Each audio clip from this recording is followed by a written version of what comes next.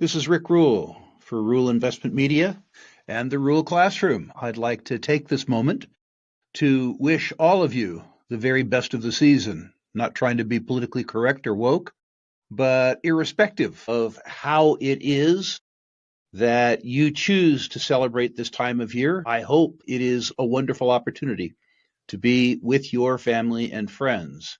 I hope, too, that the holiday season reminds us that despite our differences, we're all in this together. I hope that, again, not to appear woke, that you celebrate and tolerate each other's preferences as to who and how you celebrate this season with.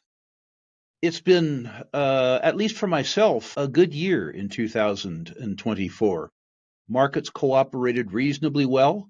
And I think there's lots of opportunity ahead, which is to say the fact that markets cooperated reasonably well did not result in at least my markets being overpriced. Lots of opportunities ahead of us. Some political changes in the world, too. I won't comment too much on the Trump election. I didn't hold much hope out for either candidate, but I'm delighted by what's happened thus far in Argentina. And I hope that makes your year a little brighter, too. As to Rule Investment Media, it grew by leaps and bounds. The Rule Classroom grew by leaps and bounds. Our wonderful franchise around the boot camps served investors and served our employees extraordinarily well. The boot camps have been well attended, and I think there have been wonderful, wonderful, wonderful products. And I can tell you that we have a great lineup in store for you in 2025. So those franchises, the Rule Investment Media franchise, the Rule Classroom franchise that so many of you have participated in, the boot camps offered up by the Classroom, and of course the classic Natural Resources Investment Symposium in Boca Raton are all going forward successfully. And an awful lot of that success is due to you. You are the ones that we do it for. We are delighted with your participation so far. We are delighted to make all of those franchises stronger in 2025, pardon me. A little bit of business before I close. I've tried to spread the message as best I can in Rule Investment Media and in the Rule Classroom that we face some real challenges as a society. I'm speaking mostly to Americans right now, although I know our audience is international. I'm not speaking in a way that ignores people who are non-U.S. merely by stressing some arithmetic to you that's uniquely American. It has been widely quoted that the on-balance sheet debt of the U.S. government is at $36 trillion a year and increasing rather than decreasing by $2.5 trillion annually. What isn't widely quoted is that according to the government's own best estimates, the net present value of off-balance sheet liabilities in the United States exceeds $100 trillion. And it is estimated that that $100 trillion unfunded net present value increases by another $2.5 billion annually. The arithmetic around this is worth considering. The Internal Revenue Service suggests that the private net worth of Americans is about $141 trillion. If you take that $141 trillion and you subtract $100 trillion from it, and then you subtract another $36 trillion from the resultant sum, you get to understand something about the arithmetic. The increase in the on-balance sheet and off-balance sheet liabilities of the United States government equals about the total government revenues before any expenditure every single year. The big thinkers say that they can solve that problem by taxing the billionaires. Again, the problem is arithmetic. The Internal Revenue Service suggests that the total net worth of America's billionaires is $5.6 trillion. If you didn't merely increase their taxes, but rather stole their entire net worth, you would operate the government for about 1.3 months without making any dent in the debt. Is the circumstance hopeless? Of course not. All that's changed is that it is becoming increasingly apparent that each of us must take care of our own financial future. The idea that we can collectively fund the net present value of these off-balance sheet liabilities is farcical, truly farcical. My suspicion is that what happens is that we solve the problem by honoring the nominal value of these obligations while inflating away the net present value. Should that happen, while it would be horrific for society, it would of course be good for gold. And fixing society is a challenge bigger than I'm prepared to confront. What I hope to be able to do in 2025 and beyond is equip our viewers and assist our viewers in equipping each other with the means to take better control of their own financial future and plan and act as best they can in their own family's self-interest. It is increasingly clear that the ability of the Commonwealth to sustain that same Commonwealth in the style to which they've become accustomed is something that is impossible arithmetically. So each of us has the obligation to shoulder an increasingly large part of this burden ourselves, on our behalf, on our family's behalf, on our friends' behalf, on our community's behalf. The underlying goal of the Rural Classroom, of Rural Investment Media, of the boot camps, and of the symposium is to enable you to do exactly this. We aren't able to help you in all aspects of your financial future because most of our expertise is in natural resources. But for that part of your portfolio that is occupied by natural resource investing and maybe a little bit conventional financial services investing, we do have some expertise and we do have a lot to bring to bear. So our present, if that's what it is, to you in 2025 and beyond, certainly our intention for 2025 and beyond is to assist you in gaining the knowledge so that you can manage at least the natural resource portion of your portfolio in a way that helps you guard against the circumstance where we don't have the ability collectively to support each other in the manner suggested by the promises that we've made each other. By the way, don't be pessimistic. We'll get through this before. We've gotten through similar in the past. The United States still remains a hugely creative culture. We are still a place where a group of kids can take over a garage in Sunnyvale, California, and out pops Google, or out pops Facebook, or out pops Apple. The truth is, for well over 200 years, our individual creativity and tenacity has funded our collective stupidity, and it'll be true in the future. It's just that there will be some challenges, some reckonings for people who don't understand the difference between the American narrative and the American math. At any rate, let's ignore this for a little while. Let's enjoy what the season is about. Let's prepare ourselves to deal with the challenges in front, and let's make the best of what will be for many a challenging situation. Once again, happy holidays to you and yours. Merry Christmas.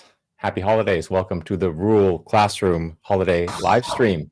That was Rick Rule with a special holiday message. I'm Albert Lu alongside Adrian Day, Joe Mazumdar. Steve Barton will be joining us later in the program, and we're going to be here for you for the next 3 hours or so, reviewing the top stories of 2024 with our best friends in the investment world. Gentlemen, good to see you. Happy holidays. How are you? Hey, Merry Christmas, guys. Nice sweater, Adrian.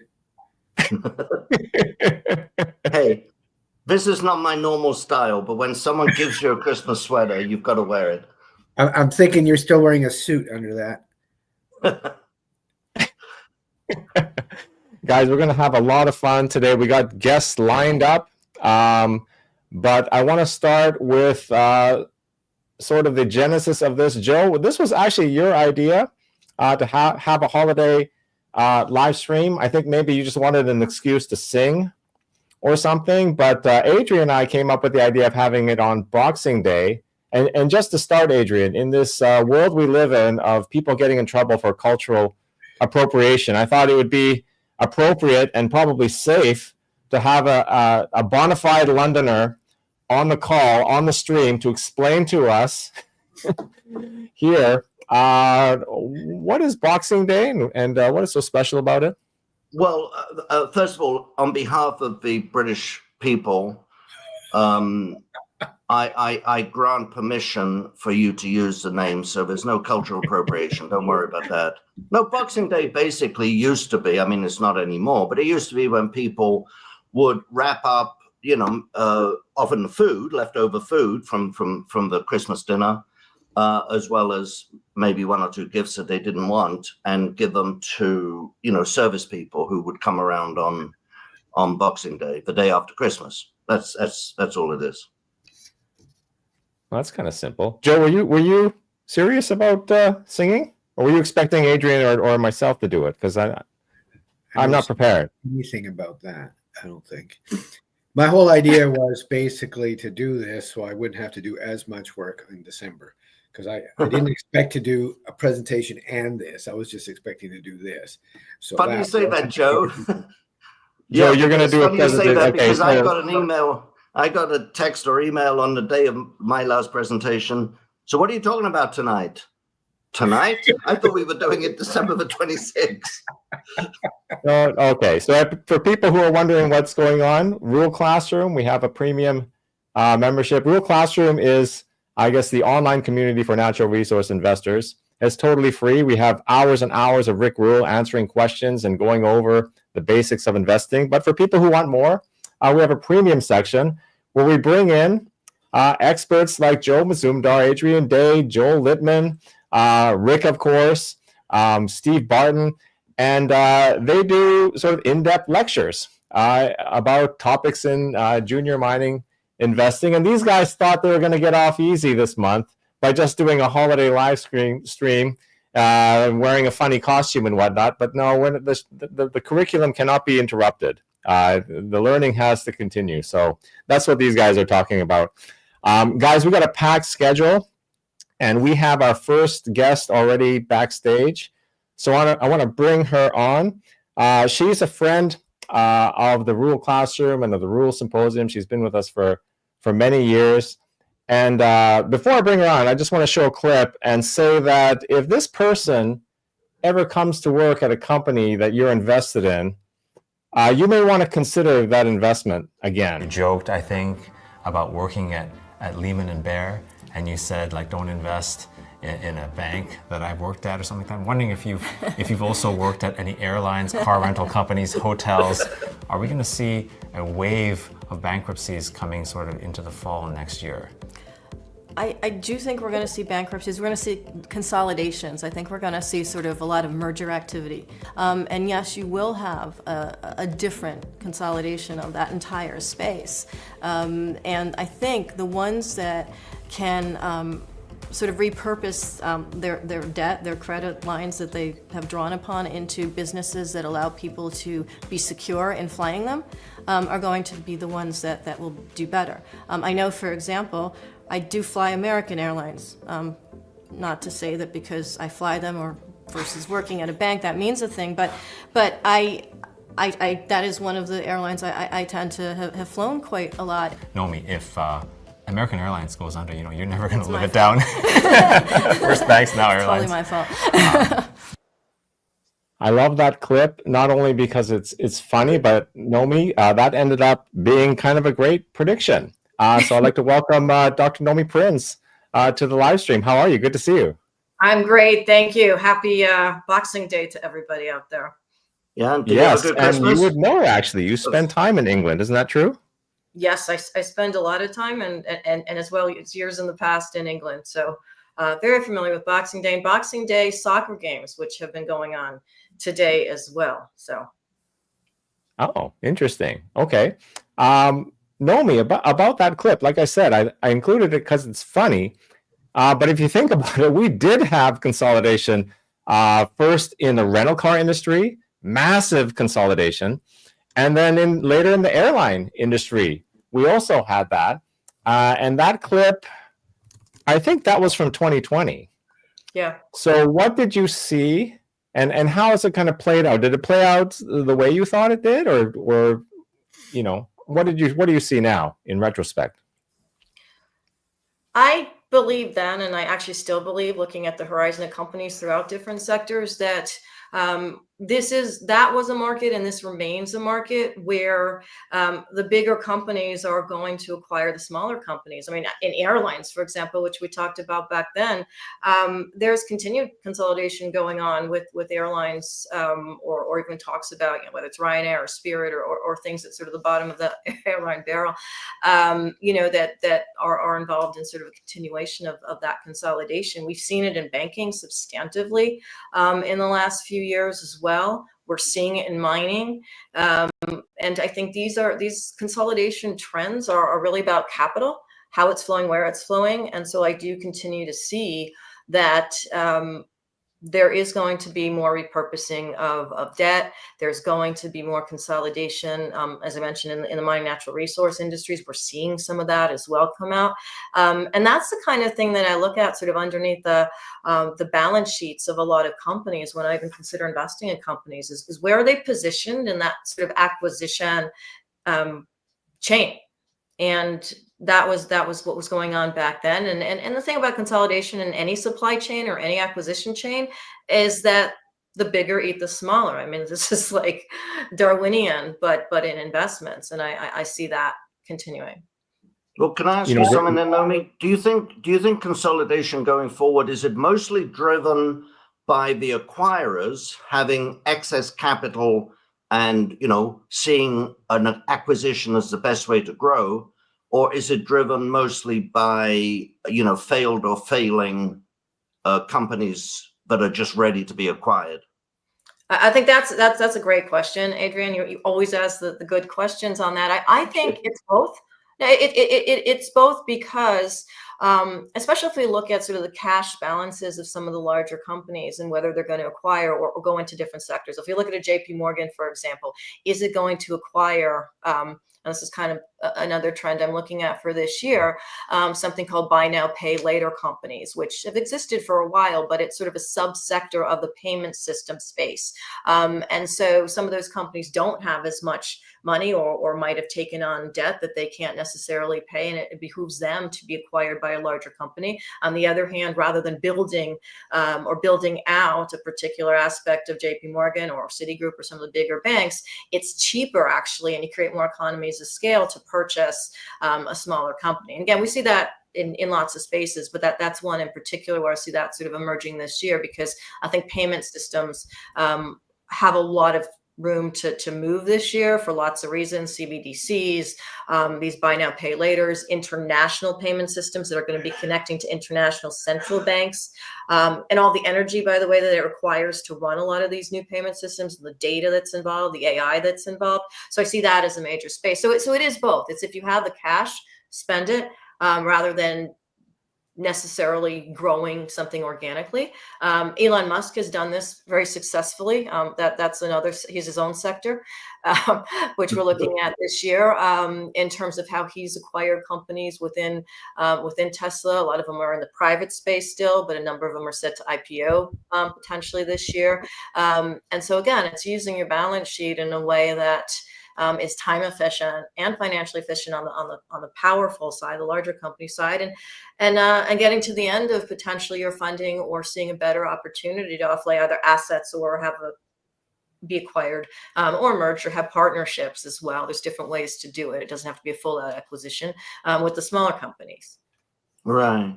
You know, if I can ask, those buy now, pay later firms, I guess Affirm is one of them. I don't really know the names of all of them. I'm not talking about the payment systems like Wise, but the buy now, pay later. Do they tend to be public, or are they mostly private?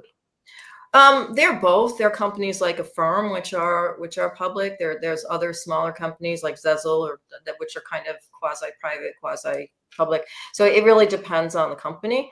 And then there are also components of systems. For example, the PIC system, which I wrote quite a lot about this year at Prinsights, because it was developed by the Central Bank of Brazil, and it's very rare that we have payment systems that are actually owned, created, established, and run by central banks. And this particular payment system, which has about 100 million subscribers right now in Brazil, it's growing all over South America. There's a deal in the works, I think, with Italy, which I've been watching for, and growing into Europe and so forth. They have a kind of embedded buy now, pay later type of process. So some of them are built into existing ones, and some of them are private, and some of them are public.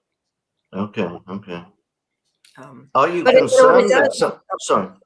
It brings the sort of unbanked or the people that kind of don't want to take on credit or can't take on credit throughout the world into kind of the digital platform of payments throughout the world. So it's one way to basically borrow money without some of the processes actually require significant interest payments. I think those are best to avoid if you're either a consumer or an investor. But other ones have different kinds of deals. Yeah. We used to have something in England back in the 40s and 50s, 60s called hire purchase, where, typically if you wanted to buy a couch or a chair, you would buy it on payments. Right. Are you concerned that some of these payment systems maybe consumers are too enthusiastic to buy now and not actually adding up their sums properly for paying later? Well, it's interesting, because if we take that to a high level, we look at the United States government, which has a program of buying now and paying later, and increasing the interest payments that it pays now, about $1 trillion per year on its debt.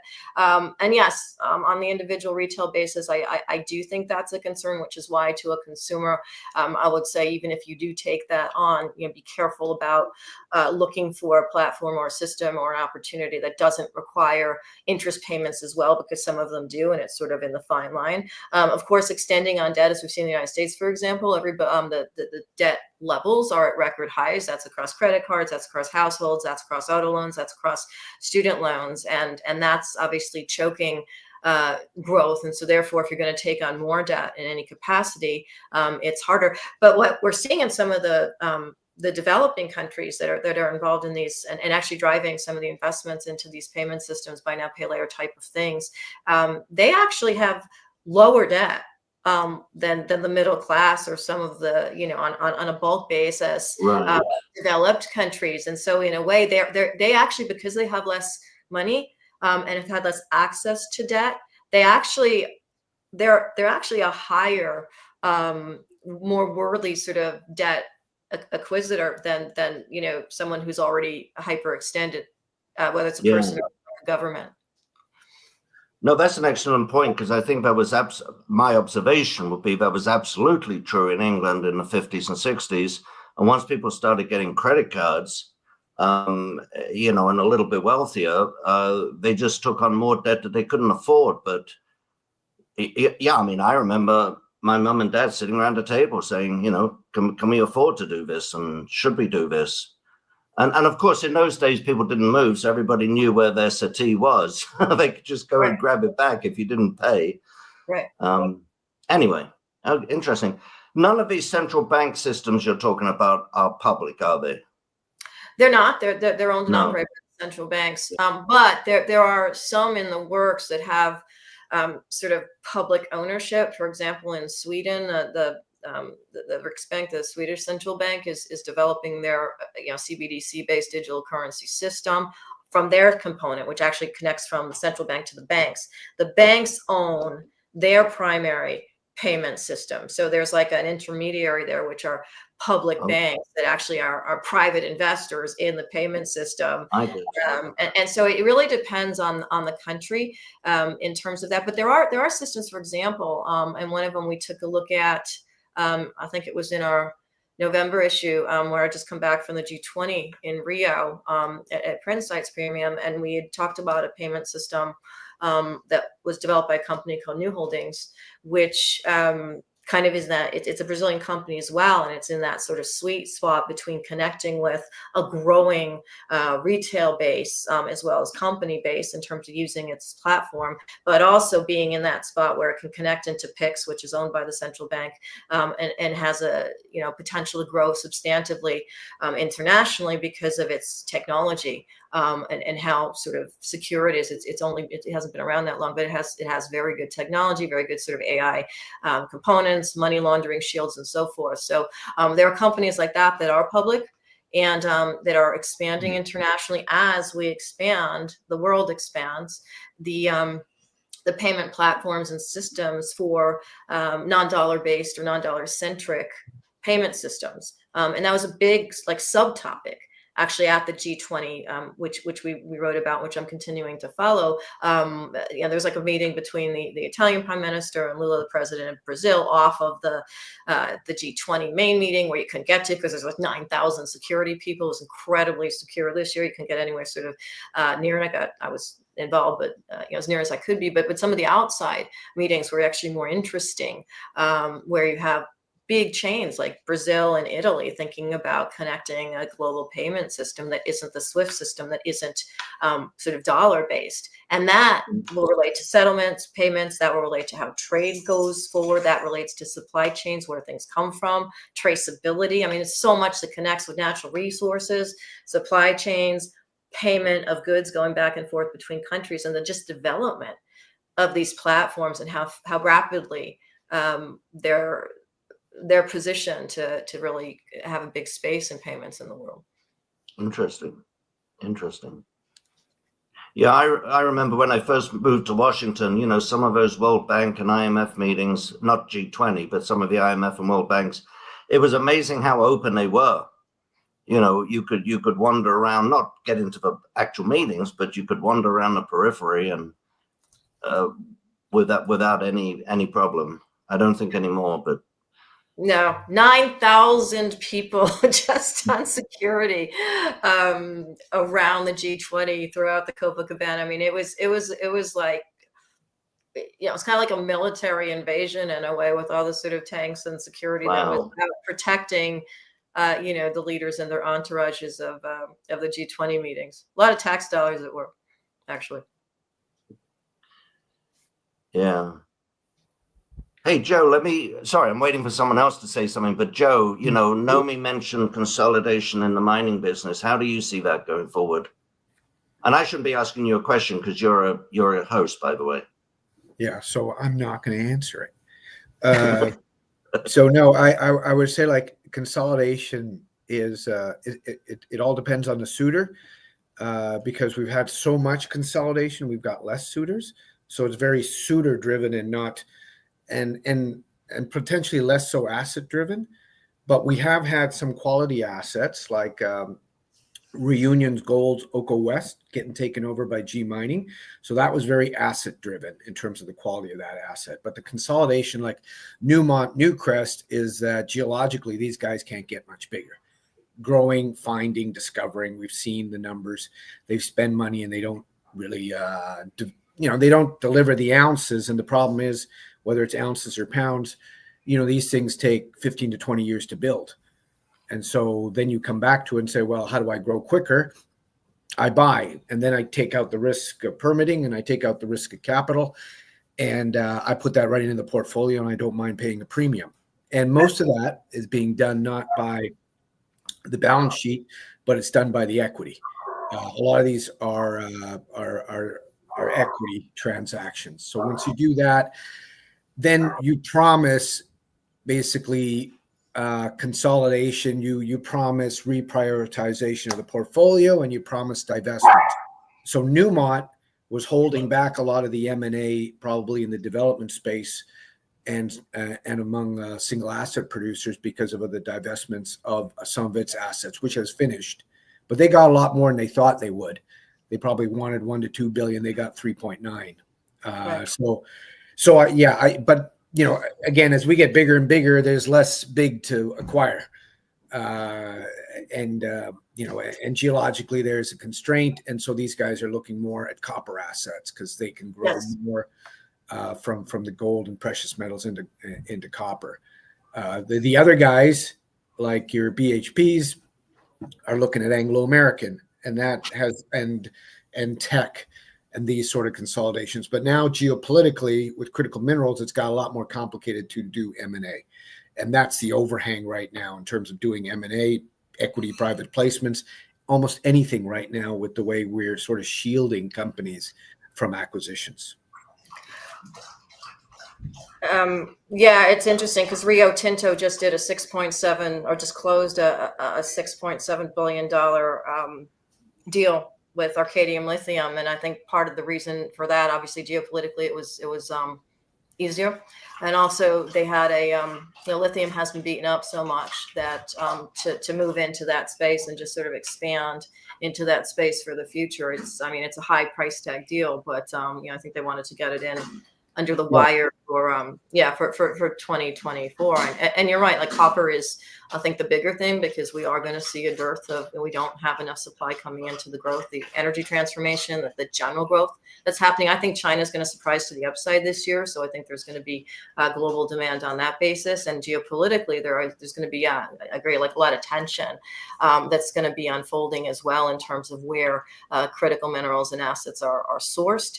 And how companies, if they do buy the assets of other companies, work that geopolitical, sort of balancing act as well. So there's a lot of that. There was language actually just put into the NDAA, the National Defense Authorization Act, that just passed kind of under the wire by the House anyway, the end of this year for next year, about growing the ability of domestic sourcing, domestic from the United States and allies.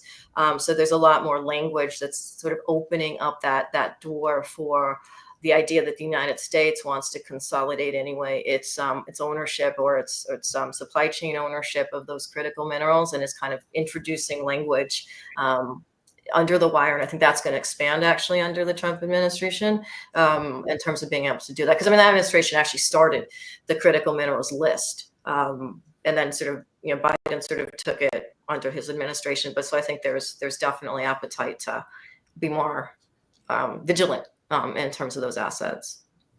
Yeah, I think with critical minerals, processing is a bigger deal than mining. Yeah. And that's why the Camecos and that want to go downstream in Europe, and that's why Rio Tinto wants to go downstream with Arcadia. And I think people are they don't realize that the M&A of the underlying mining asset doesn't get them the product that they need. Wow. And then that happens in copper as well. You can build a copper mine and get concentrate, but as we know, 50% of the smelting capacity is in China. So unless we're willing to build the smelters here in the Americas and that, it's still going to go to Asia, whether it's China, Korea, or Japan. And if we can't permit this stuff, nothing's going to change. Yeah, and hopefully at least the permitting process will be expedited, because it has been horrendous on the processing side and in general. It's been a real difficult challenge, I think, we don't have the technology right now that can compete with the Chinese, because they've had 20 years of developing the processing after they, I don't want to say stole it, but basically they took that technology, made it not patented anymore, and they built it up, and now they're way more advanced because we gave up that processing part of it. And so to actually gain it without including them in part of the partnerships, we have to start from scratch to do it. And some of this stuff is complicated, and we haven't built the skill set to do it. Okay, I got two more friends I want to add to the stream, but Nomi, I got a question I want to ask you right after I introduce them. So let me bring them on. I want to welcome Dania Samuelson from American Gold Exchange, and my friend Hunter Mosseri. He's a natural resource investor. Hunter, I hope I pronounced your name correctly. You and I are friends, and we are on a first name basis. So I don't think I've ever had to say your last name before. So apologize in advance. Thanks, gentlemen, for joining us on the stream. I just want to get Nomi to comment on one more thing, because you really got it on the consolidation, the mergers. And Rick's always talking about cost of capital, and that's how these the big corporations gobble up the smaller ones. You would think that it's correlated also to borrowing rates. And so as we begin another rate cutting cycle, which may not be as deep as people were hoping, we'll see. It who knows, right? It could change. You would expect to see more of these. And the question I want to ask you is, because of your experience on Wall Street, and now your experience in natural resources, how do these industries, in terms of the mergers, respond differently to lower rates? Is there a difference? What do you see? Well, I think just on the expectation whether rates are going to be lower than we originally thought they would be going into 2025. The Fed just came out and said it's only going to be 50 basis point cut over 100 basis points this year. I personally think it's going to be higher because I see growth slowing. And I think at some point there's going to be a sort of face-off between Trump and Powell, even though the Fed's supposed to be independent, which is going to incur more rate cuts. Anyway, what that means is the cost of financing, whether that is corporate bond financing, whether that is borrowing, whether that is leveraging, all becomes a little bit lower. And so the companies that have the better balance sheets to begin with can command beneath that lower rates in terms of their financings. So to that extent, what we see in general is that mergers and acquisitions tend to accelerate as money becomes cheaper, because a lot of times the money that needs to be borrowed at a lower cost. Also, when there's money that's available more cheaply, goes into the stock market. And so whether those evaluations are accurate relative to the actual health of companies in the stock market or not, it tends to lift the stock market because money's going in there more cheaply, whether that's by an acquisitor company or just the general BlackRocks or anywhere else that's investing in bulk. And that means companies feel more flush because their stock looks more flush. They have more money to buy their stock, which makes their stock again look more flush. All of these things really work towards more M&A going forward into this year. And then, of course, the specifics of where those deals are and what they do and where the economies of scale are, that's on a company by company basis. But overall, we should be seeing that. All right. With that, let's leave it. Nomi, I've kept you a little bit longer than we agreed upon, so I appreciate you coming on the holiday. Hope you have a great Boxing Day and a Happy New Year. And as always, we look forward to working with you more in the classroom, the symposium, and anything else we can figure out to collaborate on. I really enjoy working with you. The same. And to everybody here, Happy New Year. And I look forward to seeing all of you in the new year. All right. Thank you very much. So, gentlemen, thanks for joining me and joining the Rural Classroom community here. Dana, I know a lot of people know you from your participation in the symposium, but you're the gold guy. You talk about bullion, the physical spreads and whatnot. How would you describe the year that we had in gold? Well, the year we've had in gold has been phenomenal, with the gold price hitting new all-time highs, of course, driven by central bank record demand for a third year in a row. It's going to come in a little bit lower this year than it did in 2022 at 1,089 tons of record buying by central banks. 2023 was 1,037 tons.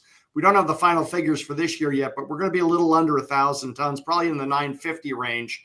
And I don't know if that's a function of lower demand or the higher price impacting demand a bit, but central banks have gone to using gold in lieu of getting out of the dollar. It's the one asset they can, immediately move into that will allow them to trade that country to country instead of they're, trying to develop a currency outside of the dollar that'll replace the dollar, which is going to be very difficult. So, we've had a record year for that. It's been an unusual year in the U.S. because this wasn't a U.S.-driven market. It's been an internationally driven market. And we've had, as many sellers on the ride higher over 2,200 to 2,600 in particular, as we had buyers. Now, normally investors will chase a higher price, but that didn't really happen until we got into the correction mode, got down to about 25.50. We saw some buying kick in this last correction that we've went through, or actually the one before this one that we're in right now. So gold has just had a stellar year. It's been an unusual year.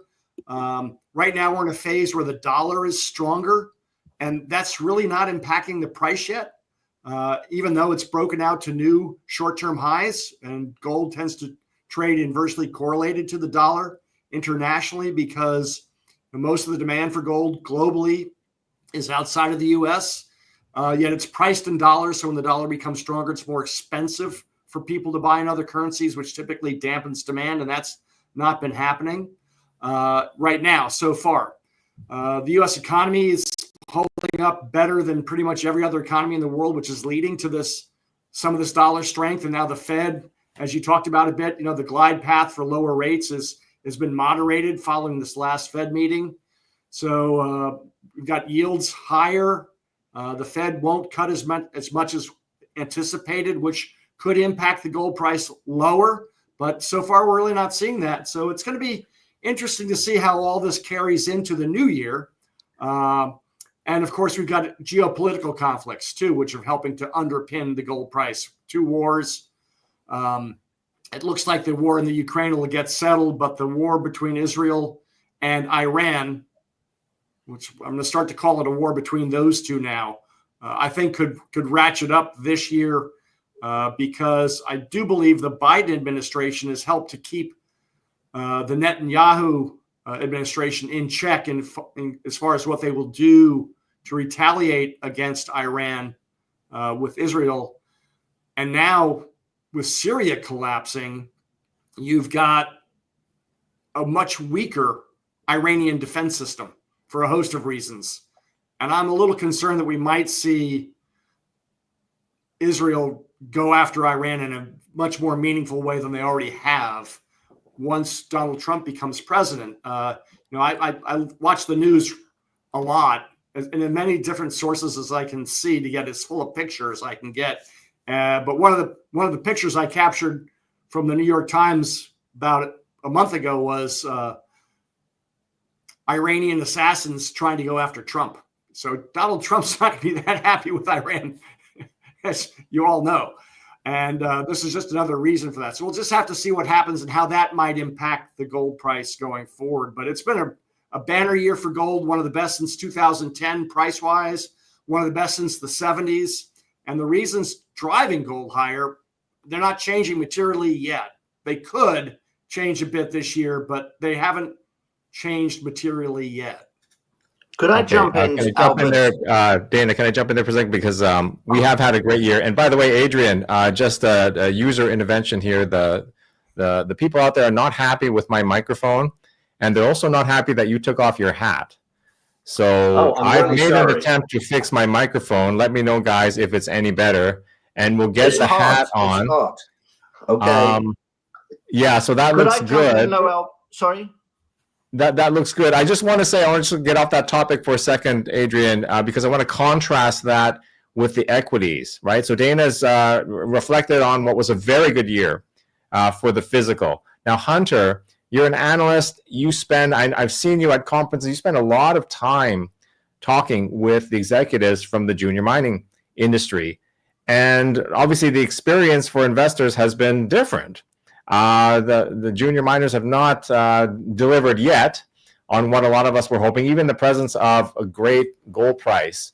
So can you just talk a little bit about, I guess, the mood there. What are you hearing? What promises are people making, or what reasons are they giving for the experience of the last year? What's your general take? Well, I'd like to say first that the good mining stocks have moved. So there's this overlying hang that, the mining shares haven't performed. But if you look at the higher quality names, they have moved. So what I tell people, the mood's a little depressed, right? Everybody wants this extreme leverage to gold, and gold's up, I think, 22% year to date. So the miner should be up 1,000% or whatever, right? So I just tell people, you have to look at your names that haven't performed and ask yourself why they haven't performed and who put them there, right? So, it's like that from the majors down to the juniors. For the majors, like an Agnico Eagle has done tremendous this year, whereas a Barrick Gold hasn't performed very well. So as for the mood with investors that I talk to, I think this class of speculators, investors is never happy. Gold moves and that's not enough, and, they want the miners to move when they want them to move, and that's that. And it's definitely a game of patience. That's for sure.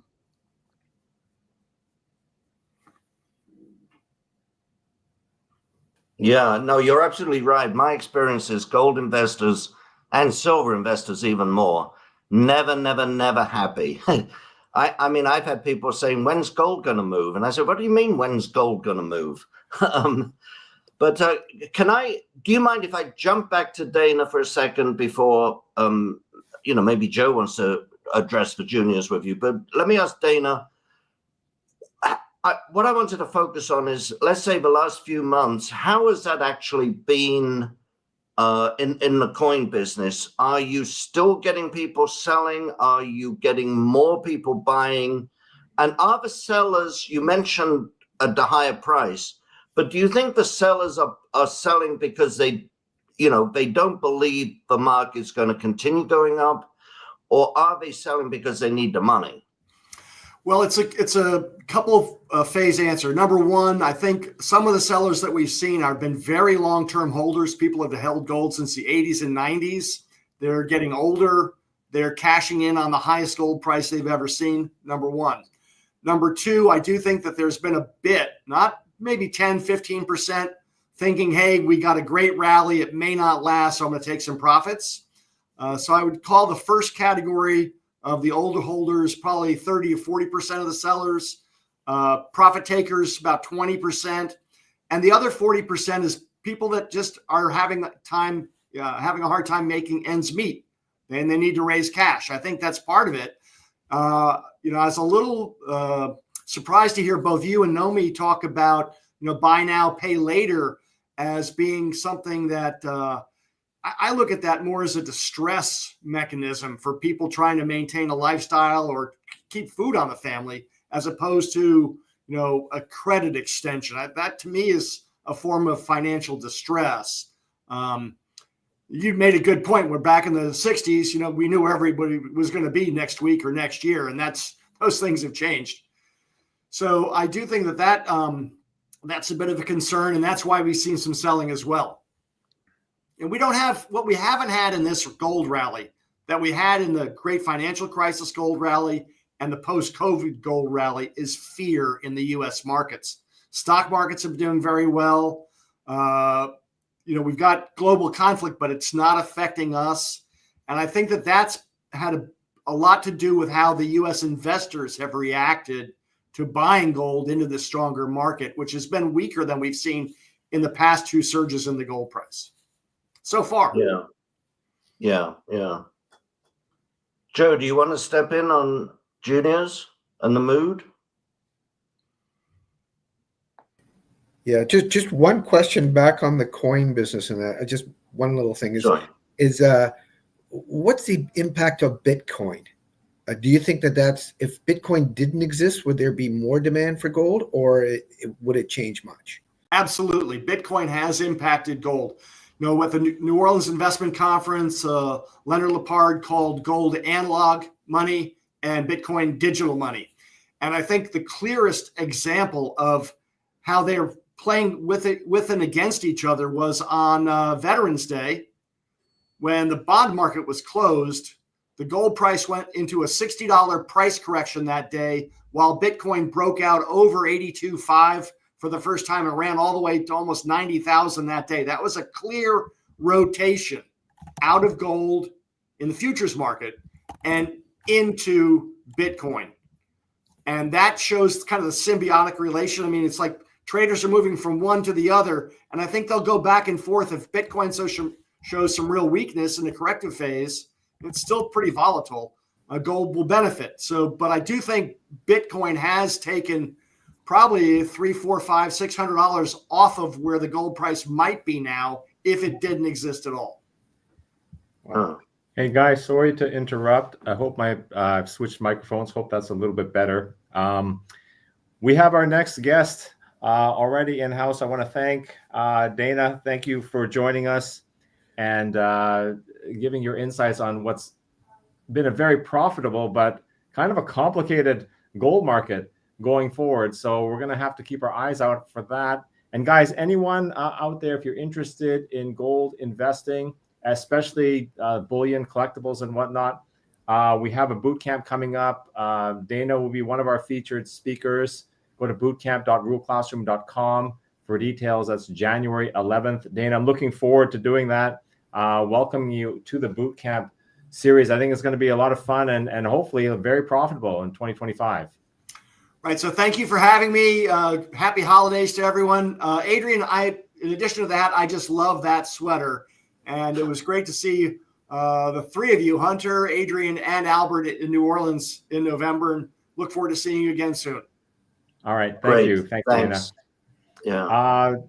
Guys, I want to introduce, we'll have maybe Adrian introduce a good friend of the classroom, of the symposium, someone we all know, and that is Lobo Tigre. Adrian, what can you tell us about Lobo?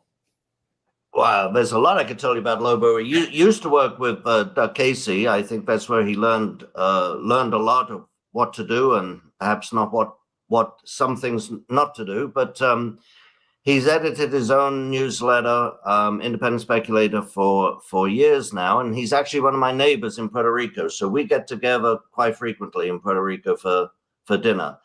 Now he's turned vegetarian. They're not so much fun as they used to be. Anyway, Lobo, where are you? I am There in. you are. Yeah, here I am. I'm in North Carolina. Go figure. It's holiday. That's nice. Did you have a good Christmas? I did actually. I've gotten to see a few of my children who didn't wander down to Puerto Rico, and I'm about to grab a flight to go see the other ones. So I'm a happy wolf this Christmas. Can I maybe start with a question for both you and Hunter? And Hunter, you talked about the bifurcation in the stocks. At the high end, Agnico doing well, Barrick doing poorly, but even among the juniors, some doing very well, and perhaps a mass of them not doing very well. What is it that investors are seeing? What is it that investors want to see in the stocks that are not moving? What is it that they don't like? What would make them buy more juniors? I think some share price appreciation would make them buy more. I think that, back to what Albert was saying, one thing I've realized from going to these conferences and talking to executives is there's always a great reason to buy. So 3 years ago, it was, buy because gold hasn't moved yet. And then last year it was, buy because we're starting to get some momentum. Now this year it's buy because gold's moving, the miners got to catch up, so there's always a new reason to keep buying. And I would say, if you know why you own something, if you actually take some time and read into the company and not just watch a YouTube video or a presentation or walk away from the booth and buy because, wow, this story sounds great, then you look at things as on sale and not as losing money. So, if you like steak and you go to the market and steak's on sale, you don't go, well, what's wrong with this steak? You load up on the steak, right? So it's just this from my experience, this industry has an unbelievable amount of low quality, bad names as compared to, you know, something that's actually decent. Doesn't mean you can't make money in the garbage, if you will. You know, rising tide lifts all ships. But I would just say you got to start with knowing why you own something to be willing to keep putting money at risk.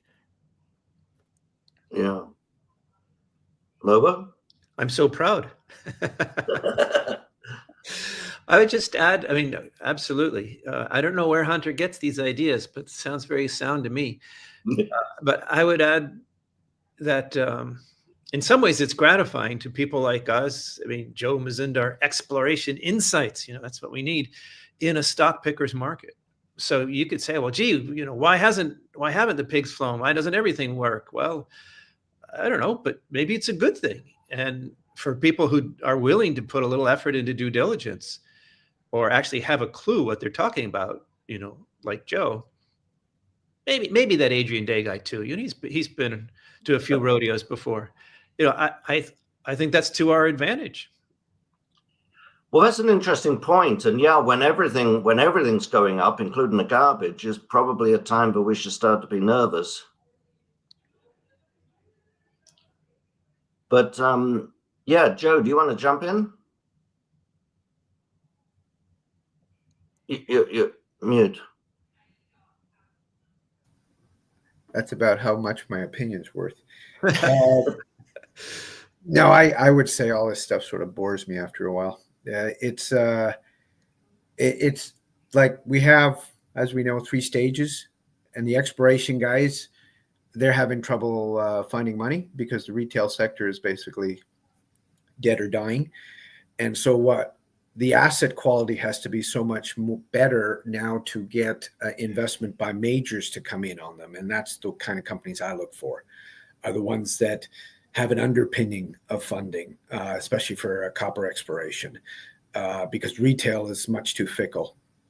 Their cycle is much shorter than the exploration cycle, so it never fits. So you need that kind of investor with a long-term sort of idea and investment, and more so into the people than anything. But when we get to the development issue, you know, that's your valley of death, as I think Lobo's pointed out, is the issue there is retail won't fund that. And now we find banks won't even fund it. And so it's streaming and it's royalties and it's selling the asset and stuff like that that doesn't generate great returns, and nobody really wants to invest in that unless there's M&A, and which we haven't seen a lot of development plays being picked up. On the production side, we can see potentially more M&A because the permitting risk is gone and the development risk is gone, and the capital escalation issues are behind it. I mean, we've seen what happened with B2 Gold and Sabina, the amount of capital that's gone up. We've seen brownfield projects like QB2 double their capital, you know, and so that's left a lot of people scared in that they don't believe the incentive price right now, especially in the copper market, is there to build, which is good for the copper price, I think, on the supply side. But it doesn't, you know, consolidation, as you know, Adrian, does not solve the supply and demand issue. Of course not. No. Yeah. Buying isn't building, let alone discovering. Yes. I mean, it helps the individual company get exposure to the metal and, you know, attract equity to buy its shares, but it doesn't change the dynamics with respect to supply and demand, obviously. But I'll caveat that on one, is that there are some assets that have been purchased that have been hanging low with respect to capacity and exploration, because the company who had it before did not do any exploration and couldn't run the plant at 100%. And the new acquirer is interested in doing that. And there are synergies. And a great example would be Caserones with Lundin Mining. They had access to water. They could run the plant at 100%, which it hasn't run for years. And they also are doing exploration that the Japanese company before wasn't interested in. So there are those sort of synergies that can generate growth, but they're pretty rare. Yeah. Adrian, do you mind if I jump in with a question for Joe, since he's piped up here, especially on the copper side? And copper is my top pick for 2025. Yeah, but Joe's one of the hosts and told us he wasn't going to answer any questions. No, come on. No, let him I'm kidding. ask the question. Let me ask one question then. Joe, there's this thing going around. I'm getting a lot of pushback from people on the copper thesis saying, oh, it's all hype about EVs. And are you still there? My screen has changed. You're all here. We're all here. You're the focus, man. I'm getting all this pushback. Oh, it's all because of the EVs, and the EV hype's going away, so copper's going away. Or it's all because of AI, and that's hype, so that's going away, so we don't need any more copper. And this sounds crazy to me. These structural deficits we've all been seeing coming for years. It seems very odd to me that people are making this argument now. But I'm getting a lot of that. Do you know where this is coming from, or do you see this, Joe? Why are we getting pushback that suddenly copper is going to be abundant because we don't need electric cars? Well, I think the issue is your near term and then medium term.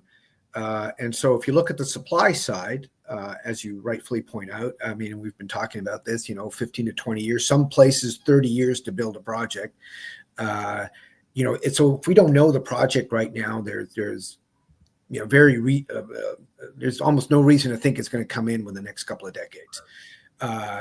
So then if we take the supply side, that's why I am more bullish on copper. But on the demand side, in the near term, if China stays weak, we could have issues with the copper price. But that will only generate more lack. That's not a great analogy. It's that the production will be even smaller to pick up for the gap and leaving a bigger issue coming up in 2028 or 30 beyond. And so right now I can see why one dynamic is on the near term is very negative because they're looking at the near term, but that doesn't change the medium to long term. If anything, if the near term does not incentivize anybody, which it's not, it's going to generate a bigger problem in the medium to long term. And I'm not even talking about EVs. I'm not talking about AI. I'm just talking about the natural growth in copper consumption if it just stays at 1.5 to 2%. And if we don't get these copper projects coming in because the incentive price isn't there, then we are in trouble with respect to a spike in copper. Yeah. Yeah, the analyses that I've looked at say that even if you cut the EV demand in half over the next 10 years and, forget about AI, we still have a deficit coming in the next 5 to 10 years. And the great thing about copper is, as we all know, but the great thing about copper, you mentioned it, Joe, or you alluded to it, is that we can look ahead 5 years with a very high degree of certainty about what the supply could be. There's not going to be a major copper mine producing in a major source of copper in 2033, 2032, but we don't already know about. Well, and that's not the same. Sorry. Sorry. I don't mind to interrupt, but I am. No, please. I did this copper conference, a couple of them. I did a presentation in Peru and I was down in Argentina as well last month. And BHP at the same time was going around Chile saying, we're going to be investing $15 to $20 billion in Chile. And that's just expanding and sometimes just maintaining the production that they already have in places like Escondida. But the growth has to be almost 16 Escondidas. And how many people can name 16 Escondidas right now that are out there? And this is not taking into account the permitting hassles. If we take Quellaveco in Peru, that's just gone into commercial production a year ago, that was purchased, not discovered, discovered in the 60s, purchased in 1992, went into commercial production in 2022. That's how long some of these big footprint projects take. Resolution, I think I've talked about this before. When I was with the Phelps Dodge, we had that thing coming on in 2010. It's now 2024, and it's still not in production. So we can talk, and then the problem is the USGS and all of these guys have a lot of these big projects coming on that there isn't a problem in the US with respect to endowment. But tell me, is Pebble ever going to get built? So the problem is that they put these projects on because their resources or their reserves with the idea that they're actually going to get built. They're probably not going to get built. Sure. We can just say the problem with copper is we're lacking resolution. That's good.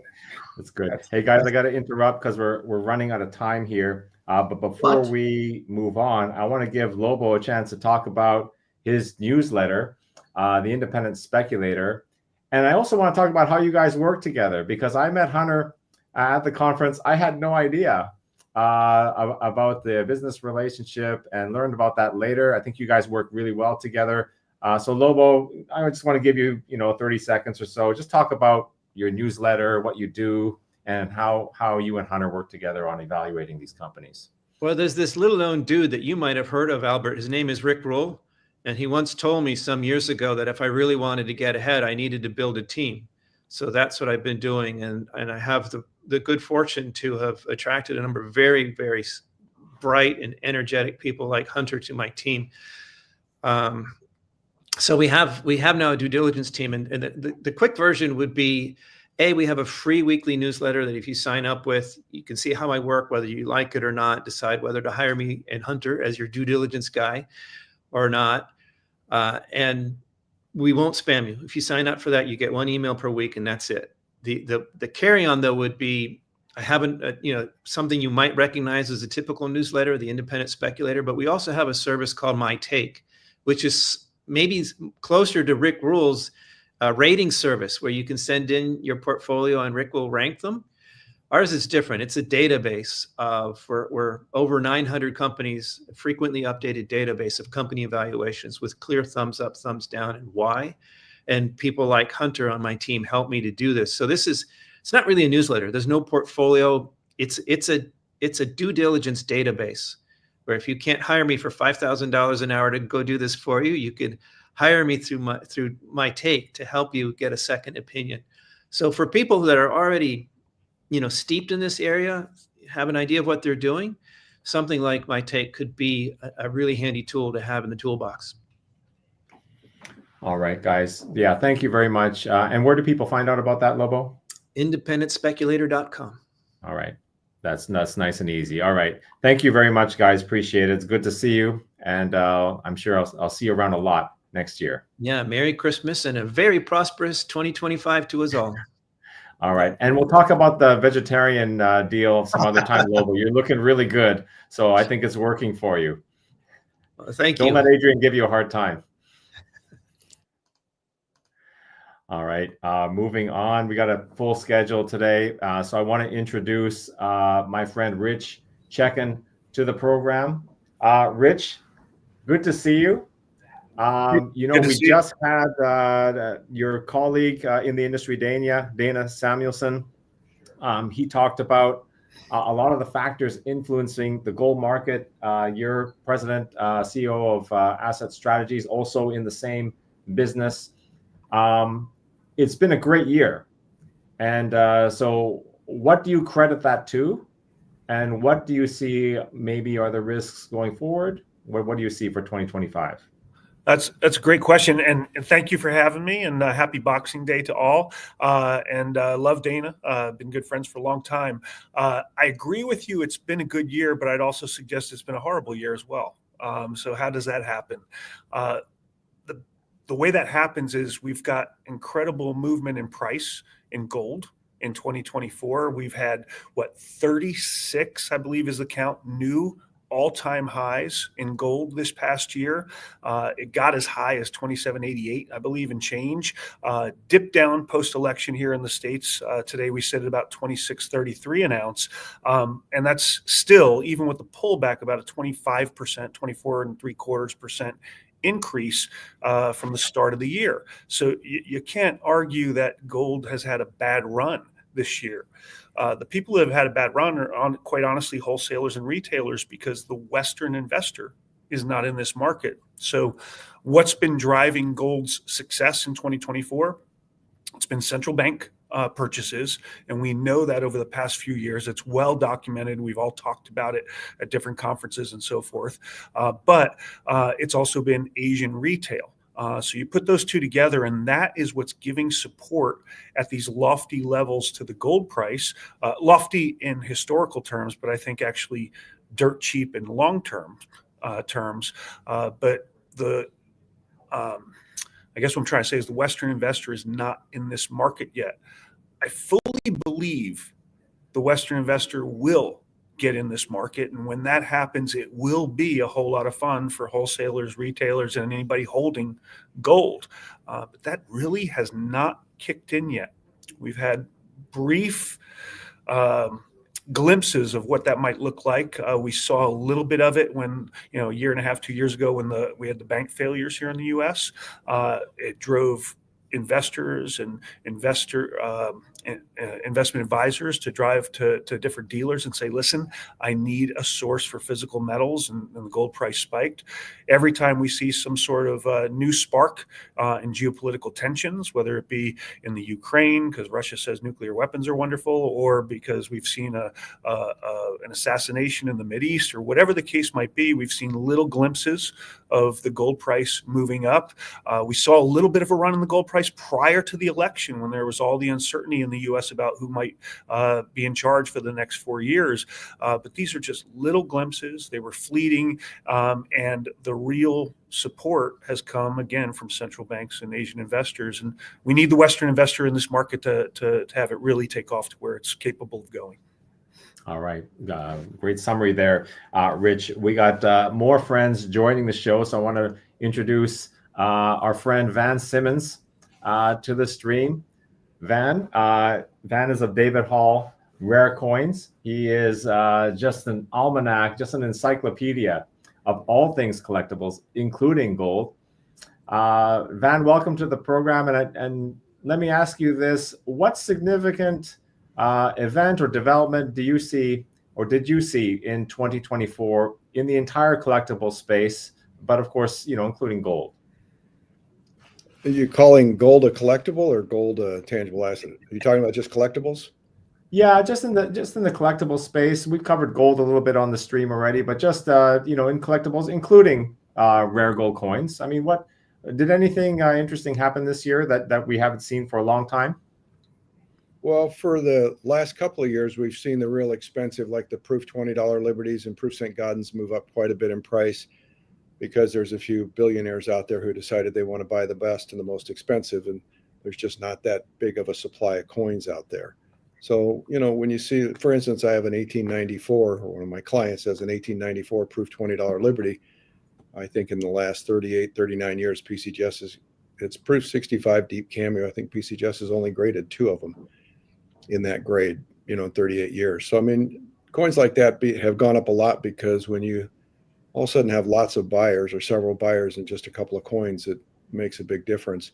As far as the overall collectibles market, certain things like the rock and roll posters that I collect from the 60s and 70s, those have done extremely well in the last year to 5 years. I started buying them about 15 years ago, and they have done very well, and will probably continue to, because you can buy a great poster for $2,000 or $3,000 or $5,000 or whatever and hang it on your wall, and you can compare it to a David Hockney or anything else for 2 or 3 or 20 million. It seems like a pretty nice piece of art sometimes. So, but as far as the rare coins, the rare coin market has been very quiet for the last 6 months, as has been the bullion market in my mind. I don't know what Rich has said. Rich and I are longtime friends, and I'm sure we agree on 99.99% of the same things. But the bullion market, it almost seems like, with gold going up to the $2,600 to $2,800 range that we saw this year, for sale slowed down quite a bit, and the U.S. Mint deliveries have slowed down because the orders have slowed down. And it's, I think everybody who wanted to buy gold bought it, and a lot of people who were on the fence felt like they missed the train going out of town. And people who aren't believers just are never going to buy it, no matter what the price is. So, people say to me, well, aren't you frustrated if gold went down $200 or $300? And couldn't be further from the opposite. And especially on metals like platinum. I mean, I'm very bullish on platinum, and have been for several years. And a lot of people, I've been wrong for the last couple of years in comparison to gold. Now, I haven't told anybody to sell their gold and buy platinum, but it used to take 2.4 ounces of gold to buy 1 ounce of platinum. Now it takes 2.4 ounces of platinum to buy 1 ounce of gold. And, there's only 2 major countries in the world that produce it. So for me, I hope it stays on sale for a long time. As far as a bullion product, I like platinum quite a bit.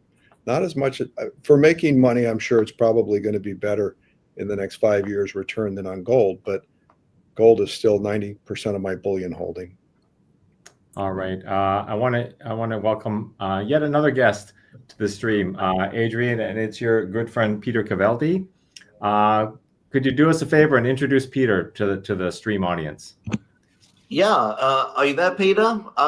Gosh, Peter and I have known each other for 40 years, I think. Peter, from Switzerland originally, lived in Canada for most of his life.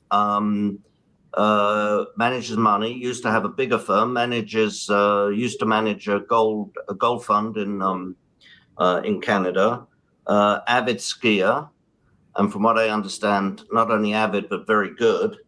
He's also written a few non-investment books, as well as his great book on gold. What was that, the 90s, I think? But you've also written a few non-investment books that perhaps you could tell us about.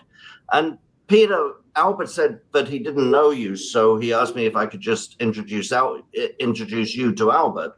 Albert is a stand-up comedian from Texas, but who also on the side manages this Rick Rule classroom, and also for several years managed to rule conferences. So he's been around this business. He also manages money. Don't know how he does all of it, but he does. Welcome, Peter. So yeah, welcome, Peter. So Peter, can I start with the first question? Of course. And did you have a happy Christmas, by the way? Oh, I did, Adrian, and lots of reflection on days past. And, just a small thing, you mentioned my gold book came out in 1990s. This is going to date me, but it came out in 1978. So, sorry. just before the big explosion in the gold price. So that's what made it a bestseller. So, yes, I had a great Christmas. How about yours? Yeah, no, fine. Wonderful. Thank you. So if you look back at, we just had Christmas yesterday. Let's start. Do you think Jerome Powell and the Federal Reserve deserve a lump of coal, or do you think they're doing the best that they can under the circumstances? Well, I've never had much faith in central bankers.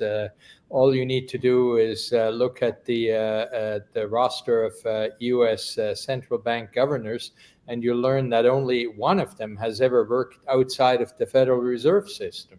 That tells you a lot about the class of central bankers. Anyway, I think they're stuck in a very, very difficult spot right now.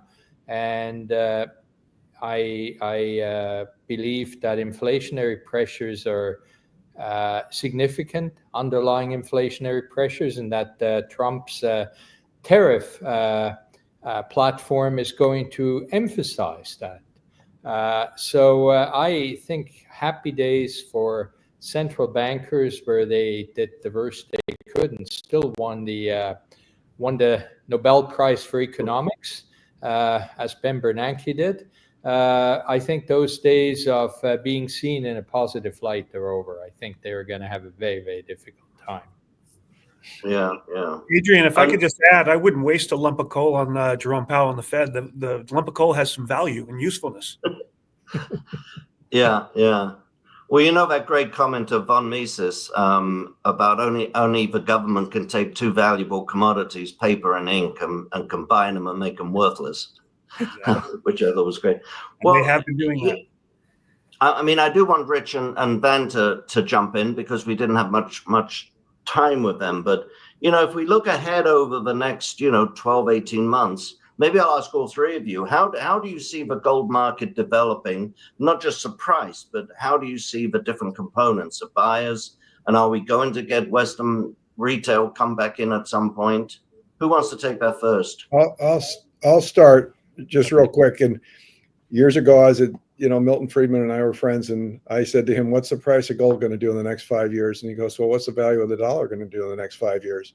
Which I thought was a good comeback. And if you look back, everybody's looking at Trump as though he's going to save the world. And I'm sure he's going to do a great job and make a lot of mistakes. But I read recently where 2016, he did an interview with Bob Woodward saying, well, at $19 trillion worth of debt, we need to get that off the books. It's going to take me probably 7 or 8 years to get rid of that. But while he was in office, he signed legislation and stuff to 7.8 trillion that was going to take place in the next 10 years. So, he added to the debt by 7.8 trillion instead of getting rid of it. And I don't see that, he's built his entire career on debt.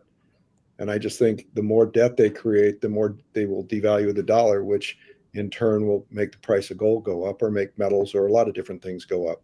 It's no different, and Rich can attest to this, because when you have a rare coin and if there's 10 of them known and it's worth $10,000 and all of a sudden somebody makes 2 billion of them, all of a sudden it's not that valuable anymore. And it's the same thing in dollars. So.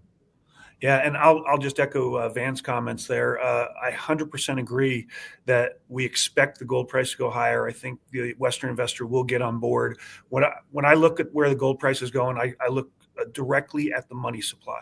All right, if we're going to continue to increase the money supply, then those dollars will be worth less and gold will cost more. It's plain and simple. Look at the correlation between the gold price and the long-term money supply, and there's no question where this is going. I agree with Van that I think a lot of people believe that Trump is the answer. And I hope to God he is. Everybody's looking at that petri dish in Argentina and seeing the success that Milei is having, and they're hoping it will translate across borders in other governments. And I hope so too. But the track record speaks otherwise. I think it's going to take at least a quarter for people to get some data and realize that we are not going to stop spending. We are going to continue to have inflationary pressures. And as a result, gold and anything of value is going to go up in price. And I think that's when we start to see, the price take off again from this pause post-election. I wish I were as optimistic as you, Rich, and I am very optimistic that the price of gold is going to go up. It just never goes up on my timetable. It could be another 5 years before we see it go up, because I wake up every day I've been trading gold since the 70s, back when it was illegal, late 60s when I was in high school, and it was illegal. And we all know it's going to go up sooner or later, just none of us can tell when. And I think Adrian's date was 5 years, and 5 years hopefully would see that, but you never know. Well, even when it's doing nothing, it's making all-time highs. So, I still believe in gold and its purpose. I don't buy it to make money. I buy it to store purchasing power. And that it has done for a very long time on anybody's timetable. So. Yeah, but that's what we tell our clients when the price of gold goes down. I don't buy it to make money. I only buy it as a store of value. I say it when it's going up. I say it when it's going up. I'm being sarcastic. Yeah, that's my purpose of owning gold. So. Guys, I hate to interrupt, but we got to keep the show moving along. Yeah. So I want to thank Van and Rich for joining us, and both will be at the Gold Bootcamp on January 11th. You can find out about that at bootcamp.rulclassroom.com. Guys, looking forward to seeing you in January. Have a safe and happy New Year, and thank you so much. Yeah, thank you all. Thank you. Happy Christmas. All right, Peter, stick with us here because I want to introduce one of my friends who is just logged in. Adrian, you already know him, Jason. He is the host, or one of the hosts, of the Covered Call podcast. Adrian recently did an episode with him, and he's actually a good friend of mine, coming from Leipzig, Germany. Welcome, Jason. How are you? Hey, guys. I'm good. How are you guys? Great. Fine, thank you. We're just having a nice conversation about the year that was, gold equities, gold bullion, collectibles, all kinds of stuff. Mm-hmm. But I thought maybe you could talk to us a little bit about the European economy, because a lot of us don't have visibility into that. We see the news, and frankly, from the news, it doesn't look good. And Peter, I'm sure this is something that you might want to weigh in on as well. This doesn't look good, and so what I hear is about a deindustrialization process that's going on, especially in Germany. I hear the job prospects are not as good, and I want to get your boots on the ground interpretation of what's going on, Jason. What do you see there? Yeah, okay. So I just want to preface that I'm not some economist, and I'm not trying to put out any predictions, like hard and fast predictions, right? I can just share with you what I'm seeing. And I guess in the audience, I guess you guys are aware that Germany's always been this huge exporter, right? They get energy, they have their IP, their know-how, and they've got their manufacturing base, and they export a lot to the rest of the world.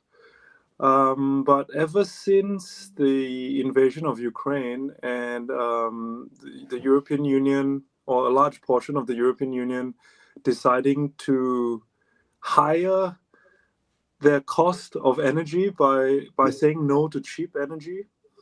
Yeah, I'm seeing a lot of manufacturers struggle to compete with manufacturers internationally, right? So I work very closely with a German company exporting globally.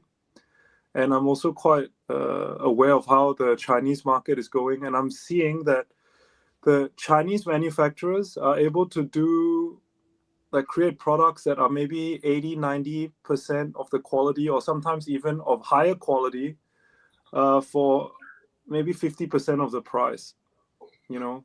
And when that happens, you just see like almost a binary reaction to the demand for certain German exports. And I think it took a while for the hit to the cash flows and revenues to show on balance sheets of these small companies, because I think a lot of the smaller companies in Germany are not super aware of the macro picture.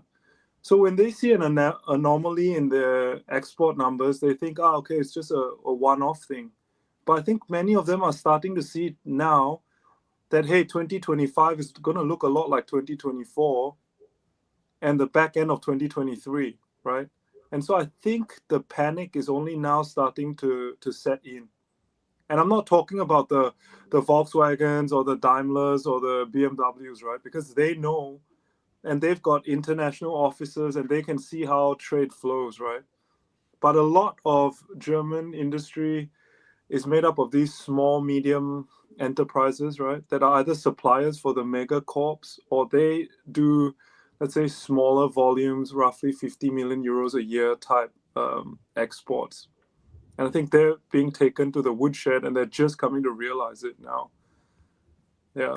So that's Peter, can you add something? Adrian said that you spent time in Switzerland. Can you add some color to this discussion?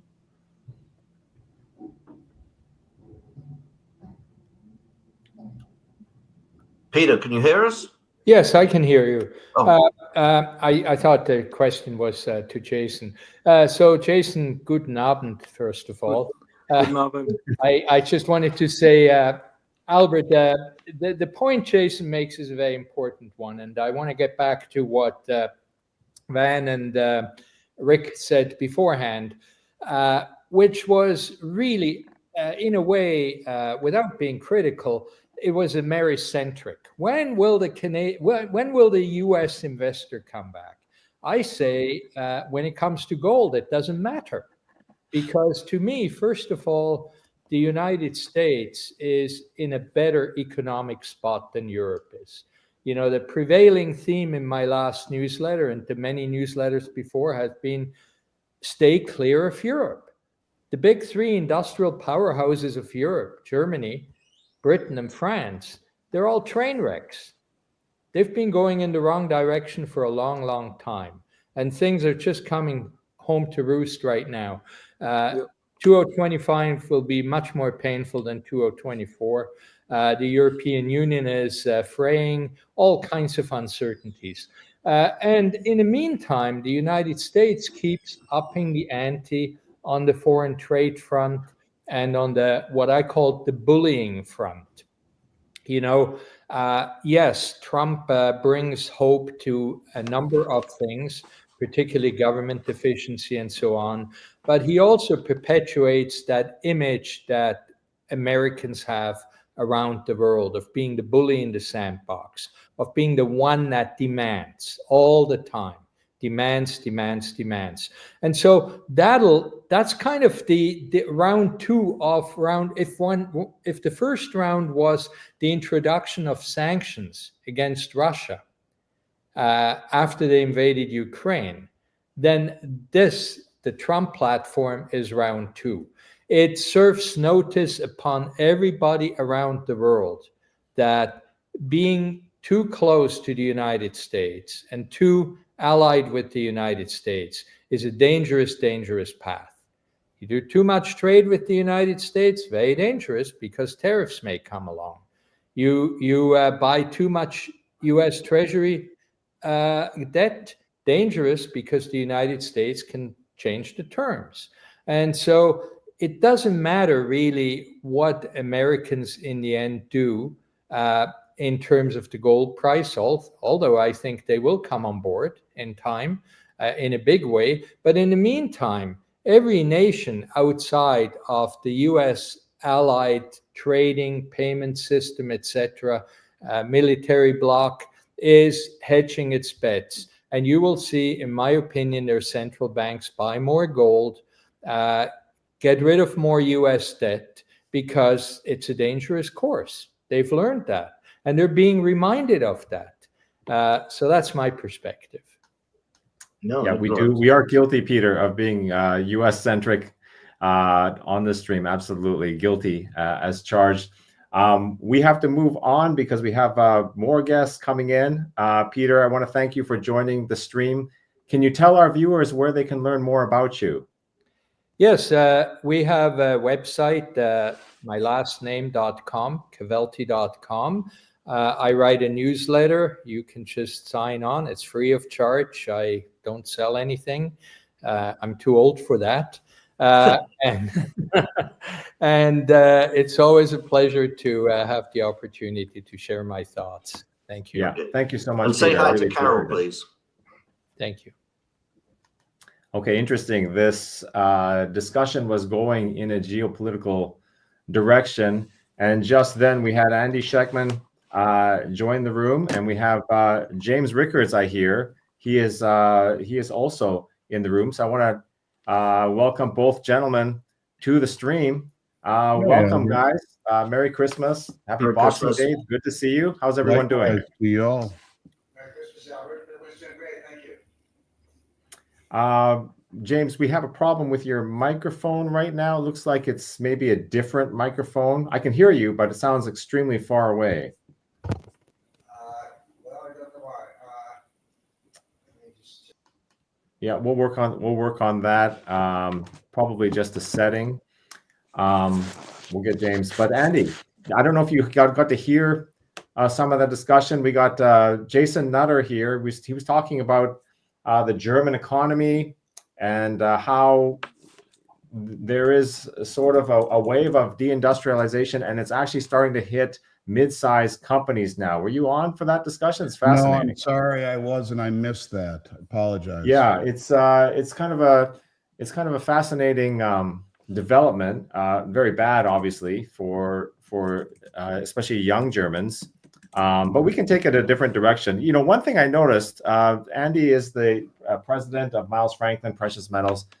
I noticed that you gold guys don't like to name your companies after yourselves, which makes it challenging to remember who's running which company. I just had Van Simmons of David Hall and Rich Checken of Asset Strategies and Dana Samuelson.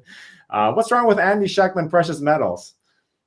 No, nothing really. I mean, that would be an easy way to do it, but haven't gotten rid of the name Miles Franklin yet. It's been a good 35-year run, but you know, yeah. I appreciate the the insight. I may have to run with that at some point. Adrian, I'm going to hand it over to you. See if I can help James with what's going on with the microphone. Well, Andy, if I may, hello, Andy. How are you? Hello, Adrian. Let me ask you a question, and Jason, please stay on. Let me ask you a question I asked the other coin dealers, or try to answer each of them, but we're running along here. But how are you seeing, notwithstanding what Peter Cavelty said about the American centric, how are you seeing the American coin buyers this year? Are you seeing more sellers, more people calling you to sell? Are you seeing people, come in? How are you seeing the market? I mean, if we go back and look at over the last 3-4 years from mid 2020 to mid 2023, the biggest challenge was keeping product in stock, and premiums were going through the roof and demand was off the charts. And then right around this time last year, we started to see this tech AI boom, NVIDIA, Apple, Bitcoin, etc., more of a risk-on trade, if you will, that has indeed taken away some of the momentum from the gold industry. I think what I would simply say is that we've seen a lot more sophisticated buyers placing a lot larger orders and more in gold than we'd seen in the 3 years previously combined, which have been primarily silver, which I still would argue is the most undervalued asset on the planet for many reasons. But I think what we've seen is a realization by a lot of people that profit's not a four-letter word, that things are becoming a little bit more concerning. Now, after the election, we saw this euphoria take over, and rightfully so, after living through 4 years of bizarro world. This euphoria that is in line with the risk-on trade has dampened things a little bit. It's starting to move the other direction right now, but for the last month, yeah, it's been a little bit slower. Now, you could say that's normal with the holidays, the traveling, Thanksgiving, Christmas, New Year's, all of those things. But I think there's a realization by a growing segment of people that, yes, it's wonderful that President Trump has won the election and that we may get our culture back and start moving in that direction. But there is also a realization that the issue with debt, with interest rates, with an economy that appears to be possibly heading into a recession, with all of these issues that haven't been tackled yet, and all the optimism in the world, doesn't take away from the realization that there's still an awful lot of things that need to be resolved. Namely, how do we deal with the debt? What's going to happen with interest rates as the Fed is lowering them? They're moving higher. And all of these things are waking people up, larger investors, much larger, into precious metals. But the massive volume that we saw during the pandemic, that's toned down quite a bit. You know, I think that's a really keen insight, that you're seeing more really wealthy people buying in bigger numbers. Yeah. But what is it? And it's also interesting, different of the dealers have had sort of different comments, but it's also interesting. That's an interesting point that, you know, the lack of interest might be because other things are doing well. And of course, you know, I've always said this to people about the gold stocks. You know, I mean, if the gold stocks, if the stock market is doing really well, and if the Magnificent Seven are doubling your money every year, you know, why are most people going to start looking at gold stocks? I'll tell you exactly why, and that is because we've seen over the last few months, we've seen insider selling 6 times higher than insider buying in the stock market, where Bezos has sold another 1.25 billion just last week to 12.5 billion he sold this year. Zuckerberg up to 2.4 billion. Nvidia insiders up to almost 2 billion. So as we see the corporate executives bailing ship, the investor on Main Street is as confident as ever. And there is a disconnection between Wall Street and Main Street, where you mentioned the Magnificent Seven holding up the entire stock complex. That's not breadth that I have much confidence in. And when you see the insiders bailing, when you see Warren Buffett sitting with record amount billions in cash, you have to wonder, what do they know that the insiders don't, or that the people don't? And maybe some of the people we see that are buying larger amounts of gold than we're typically used to seeing, maybe they have a little bit of insight into that as well, that pigs get fed, hogs get slaughtered. And it's been a good run. But when you see the insiders bailing, you have to wonder, what does that really mean? Yeah. You know, Jason, when Albert's able to bring Jim Rickards on, I'm sure, you know, you'll be able to have a conversation about, you know, more geopolitics and Europe and so on. But at the risk of getting too political, let me ask both of you, Jason and Andy, do you think Santa will bring Trump a lump of coal next year, or how do you see things working out? Andy, you go. You want me to go first? Yeah, you go. Look, I really don't know how I feel about that. First of all, you know, we talk about bank bail-ins. No one knows what the hell that is. Yet it's written into the Dodd-Frank Act. When Silicon and Signature were bailed out in April of last year, we added 14,000 clients in 45 days, and they were bailed out illegally. Dodd-Frank Act says you can't do that anymore.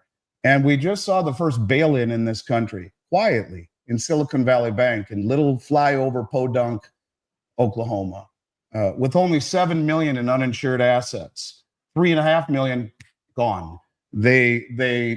That's bailed in. It's the first one we've seen, and not a peep by the mainstream media. But when Silicon and Signature Bank failed with Oprah's money and the tech startup money, billions in uninsured deposits, they were bailed out illegally. I don't think we've begun to see the end of the issues with the banking problems. As the Fed is lowering the front end of the curve, we see the back end moving up commensurate, putting more strain on the banking sector. Over $1 trillion in commercial real estate loans come due here in 2025. And all signs on every single metric, price to earnings, price to book, you name it, go down the line. Not only are all the metrics pointing to recession, the SAM rule, the reinversion of the yield curve, but also all the metrics are pointing to a market that is wickedly overvalued. And so when you put all of these things together, and then you look at the fact that the incoming administration will have to deal with all of the problems that the current administration is leaving behind, like the first 2 months of their fiscal year, October, November, it's the worst start to the Treasury in terms of debt accumulation ever in the history of this country. I don't know, 280 billion or 980 billion. In 2 months, it took till 2009 to do that the first time. So when you talk about, for a whole year, by the way, in 2009.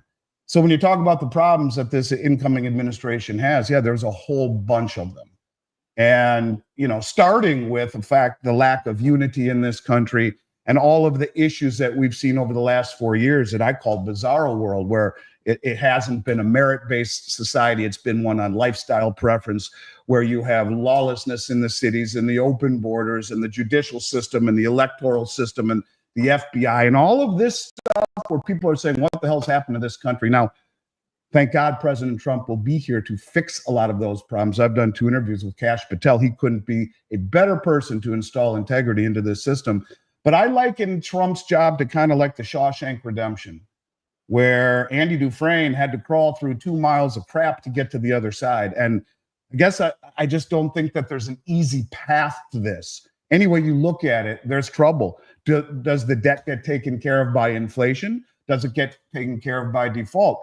You cannot produce yourself out of this, at least not now, without creating an awful lot of trouble along the way. So no, I am not confident that he has smooth sailing.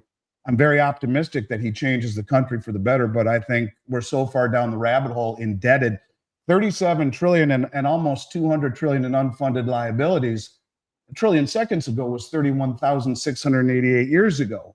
And even if they come in and lop 2 trillion off the deficit within the first 2 years, as they hope to do, that still is going to have him at least $1 trillion per year deficit. So he comes in with 37 and he leaves with 41. And that doesn't even take into account the unfunded liabilities.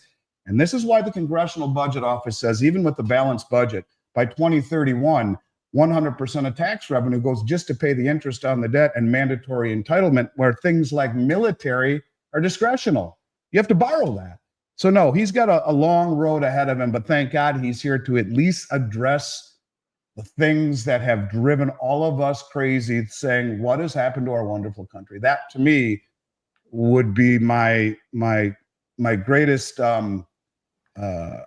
I'm so happy that he's here, but I don't think it's going to be smooth sailing, to answer your question. That was an epic rant, Andy.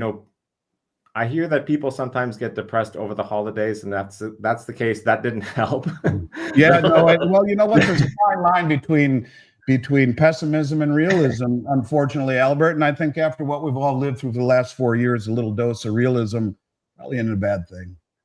You know what? I completely share your sentiments on the bank bailouts. I think it's disgusting. I've ranted myself about those. It's just not the way that we should be doing things here.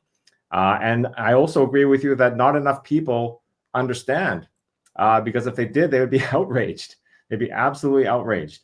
So thank you. I want to thank you for coming on, Andy. We got to move on. I got more friends waiting in the green room here. But okay. Thank you, Adrian. You know I love you, Albert. Thank you, brother. Yeah. Thanks for spending time with part of your holiday with us. You got lots of fans in this community, Andy. So it means a lot to us that you would come on. So thank you very I much. will do anything And, for you and Rick. Happy, healthy New Year to you all, and thanks for having me. You as well, Andy. Thank you so much. Bye, guys. Thanks, Andy. Okay, we're still working on James Rickards. We got Mark Skousen coming up, but at this time, I want to introduce my good friend, Robert Helms, who you guys probably know from the Real Estate Guys radio show. He also co-hosts the New Orleans Investment Conference with me, which is how I came to know him personally. Robert, thanks for accepting the invitation, taking time out of your holiday to join us. How are you? Absolutely. Thanks, Albert. Thanks for having me. Hello to everybody, old friends and new. He's got that crazy radio voice going. It's funny. So me, the handoff at the conference, as we hand off MCs, or if I have to introduce Robert for a talk, goes from kind of like 55 miles an hour to like 150 in a period of like 2 seconds. The audience has to adjust. But anyway, thank you. How's your holiday been? Oh, all is well. I am fat and happy. It's been a wonderful holiday. Happy Boxing Day, Hanukkah, Christmas. It's all here at once, and we're paying the price. That's good. You already know Adrian Day from the conference, but you might not know my friend Jason Ritter, joining from Leipzig, Germany. He's the host of the Covered Call podcast. Robert Helms is the guy behind the Real Estate Guys.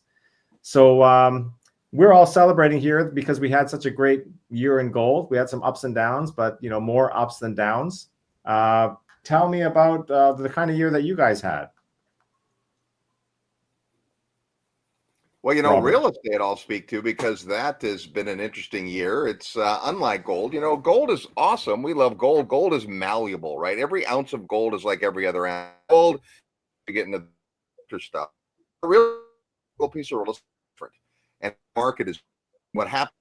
The market is different. The big for real estate is interest rates not only went up, but they went up fast. And that absolutely affected the purchase of real estate for homeowners. The homeowner isn't going to leave their $100,000 to move into that house they have there because they have their kids, a little more affordability, because they don't want the house, but because they don't want to get rid of the mortgage rate and get % mortgage rate. And that is lock-in effect. It's the same investors, right? As an investor, if I can make 11% on state 8, make arbitrage. So it has investors to the same degree, but it has been driven by that. And what it's done though is trained the demand and the right people aren't putting their houses on the market.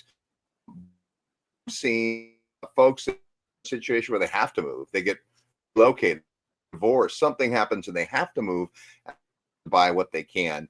And so the real estate market has been very bifurcated. You have the folks that need to that can hang on. Overall, say for it's been a good year for real estate. Rents have been expensive. So for those of real estate, we're down.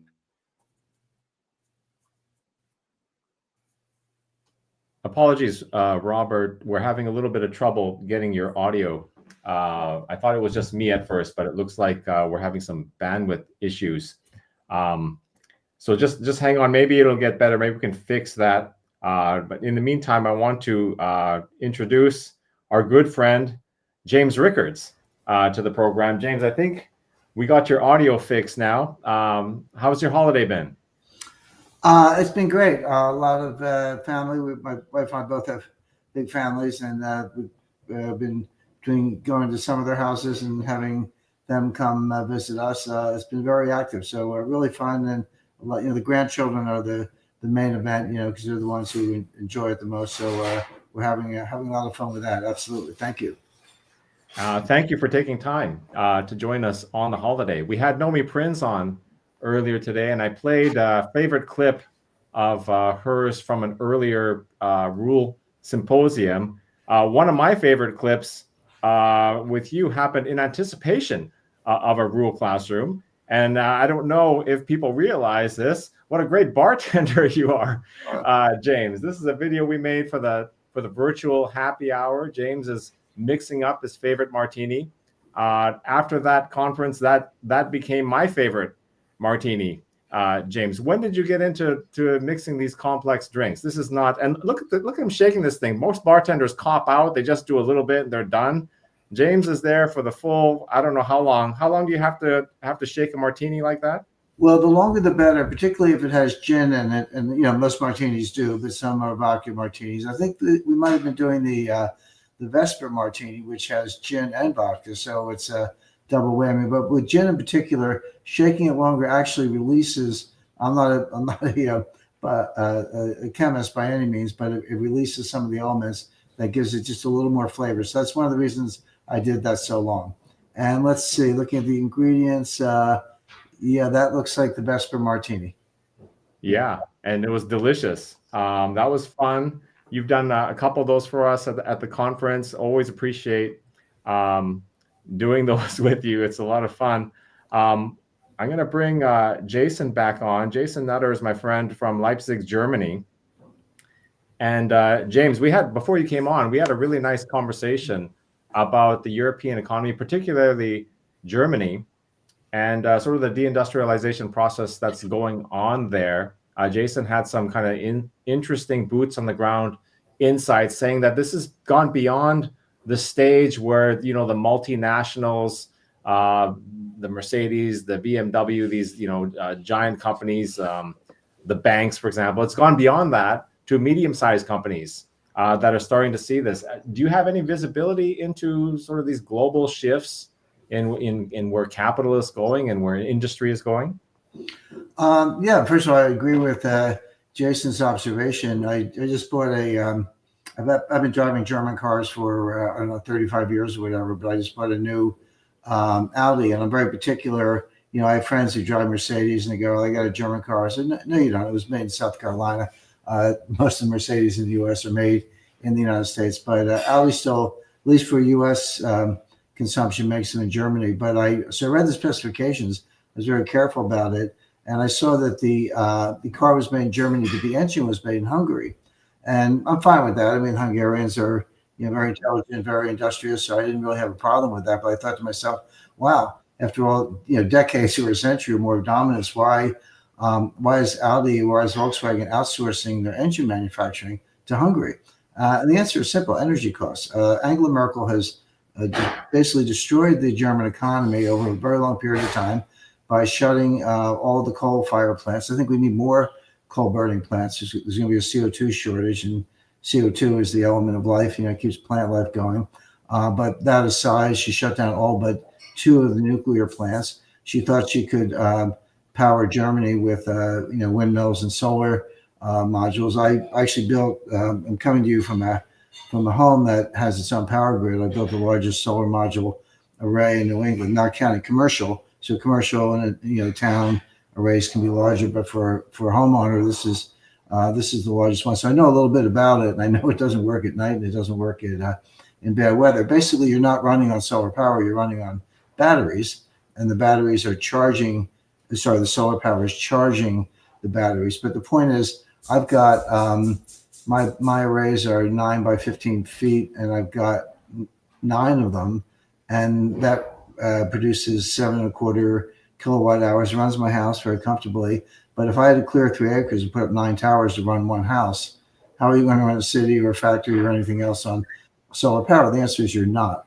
And then leaving aside the amount of batteries you need, batteries use more energy than they save. In other words, the amount of mining that you have to do to get the elements to build the batteries uses more energy than the battery itself can store. So none of this climate-related deindustrialization makes sense. But she did it, and Germany did it.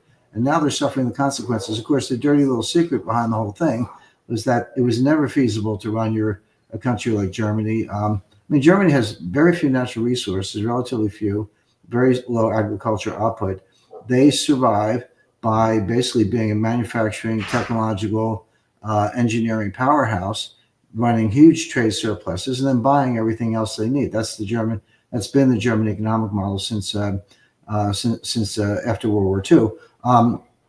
Well, that's fine, but you to do all that, you need cheap energy, and they were getting it from Russia. And see, that's the dirty little secret, which is it was never feasible to shut down all your power plants and run on windmills and solar unless you could get oil and cheap natural gas from Russia, which they were doing up until the Ukraine war. Germany disastrously and stupidly basically decided to cut ties with Russia.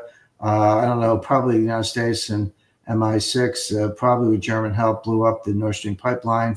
Nice job. So now they've ruined their relationship with Russia. They've cut off a lot, not all, but a lot of their access to cheap Russian energy. They have shut down their own energy output, and they're relying on substitutes that are not substitutes because they're simply not scalable or feasible. So you cut energy out to an industrial economy, you don't have an industrial economy. So this is self-inflicted. The problem, and I think maybe this is what Jason was getting at, these things are dynamics, meaning they don't start and stop on a dime. They gather momentum slowly, and you have emergent properties. But once you get this far, it's not easy to reverse. In other words, Germany spent 15 years destroying the most impressive industrial economy in the world.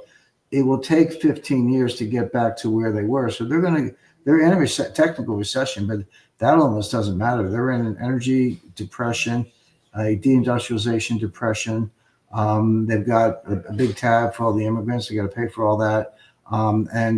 It's just it's a sad story because it was unnecessary, but that's where Germany is. I mean, France is sort of a tag along with Germany. Germany's the heart of Europe. Now, this is good news for places like Hungary, which can pick up some of the slack, and places like Romania, where they are getting Russian natural gas. I mean, people don't realize that Ukraine is still the major conduit for Russian gas to Western Europe and Central Europe. Ukraine is pumping Russian gas. They get paid for it. They get a service fee for it from the Russians, and they're using the money to fight the Russians. So I'll leave that to others. Why Europe's purchases of natural gas from Russia are being used to pay the Ukrainians to fight the Russians, but that's the way it is. But I think some of these Eastern European economies, those who have not alienated themselves from Russia, the Slovak Republic is one. I've been to Bratislava, met with members of the Slovak parliament. They took me down the floor. I mean, again, these are well-educated industrious populations. They're going to pick up the slack, if you will, from the deindustrialization of Germany. Can I ask Jason something? Adrian, I'm sorry, we gotta keep moving. Okay. Unfortunately, but James, you missed sort of some of Jason's comments, and it's getting late for him in Germany. But I was wondering, do you have a question for Jason, as someone who's on the boots on the ground, kind of has visibility into the solar industry? He has a lot of experience in Germany. I'm wondering, do you have a question for him before we let him go? Who's going to do best in the next election? I think AfD stands to gain materially. They won't. They may not be able to form a government, but sort of like the National Front in France, there'll be at least my view, a significant force. But I'd be very interested in your thoughts on that. Yeah, I think I agree with everything you've just said, and with also what your views are on how the AfD will perform. I think I'm in the same boat as you. I think they're getting more popular, but I don't think they'll get enough votes to run a government, right? But I did see something really interesting the other day. They did a poll on one of their tabloid newspapers called Bild, B-I-L-D, right? It's one of the biggest tabloid newspapers there.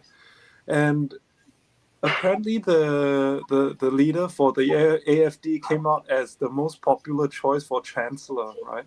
So it is a different kind of a poll. It is not asking you which party will win, but just looking at the different leaders' positions, even the Germans chose this Alice Weidel, right? And she nudged past the leaders of the two mainstream parties.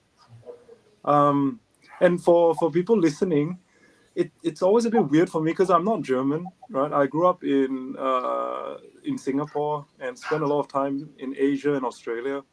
And for me, when I hear people say the AFD is far right, like for me, when you just listen to what they're saying without listening to what the mainstream media says, but just listening to their positions, they seem to be kind of moderate, right?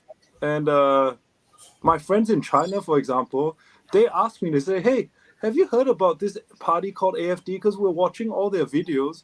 And for us, they seem super normal. I don't understand why people in Europe call them extreme. Is that true? So it's always a weird trip for me, right? To fly, land, and then to basically be in another paradigm like that. Yeah, they're not extreme. They're but they're not globalists, and that's really the point. They're make Germany great again. These I call them nationalist parties, not extreme right or anything else. They prevail now in Hungary, Austria. I expect to see my friend Nigel Farage become prime minister in the UK, in sooner than later, perhaps in the next year or so, and the AfD continues to surge in Germany. Of course, we see the victory of Trump in the United States, and Justin Trudeau, Governor Trudeau, as Trump calls him, is hanging by a thread. My other friend, acquaintance, Chrystia Freeland, stuck a knife in his back. She was the deputy prime minister. She resigned, but did so in such a way to set herself up as party leader. And of course, we all know what's going on with Marine Le Pen in France, and Macron is another one who's hanging by a thread. So far from the EU, World Economic Forum, globalist, Christian democratic view of the world, what we're seeing, country by country, one by one, is nationalist parties in Romania, Slovak Republic, Hungary, expect sooner, Italy, later France, Italy, yes, very good example. I think the UK and the United States and soon Canada are emerging and taking over.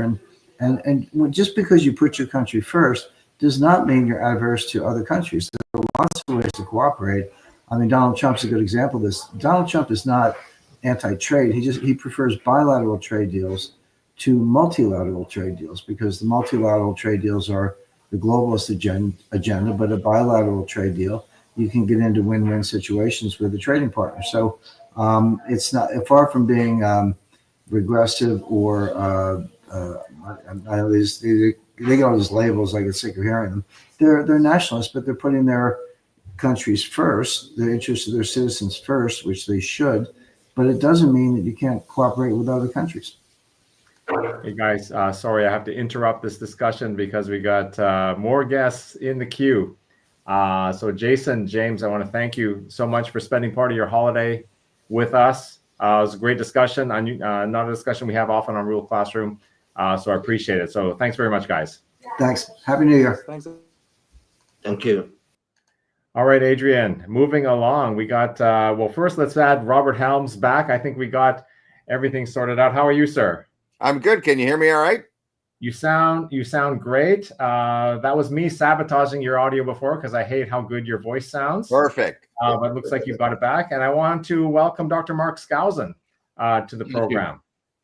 How are you, sir? Thank you, Albert. Good to be here. Good to see you. Good to see you. Well, if you're wearing a hat, I'm going to wear a hat. Oh my gosh, look at that. Adrian, they've been asking for that hat the whole time. Adrian, Christmas is over. Santa's already arrived. He's left. Well, He's left the room.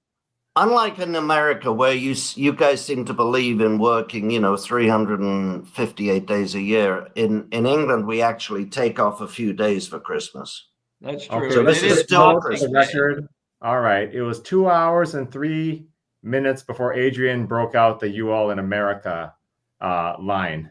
That's pretty good, actually. So how was your holiday, sir?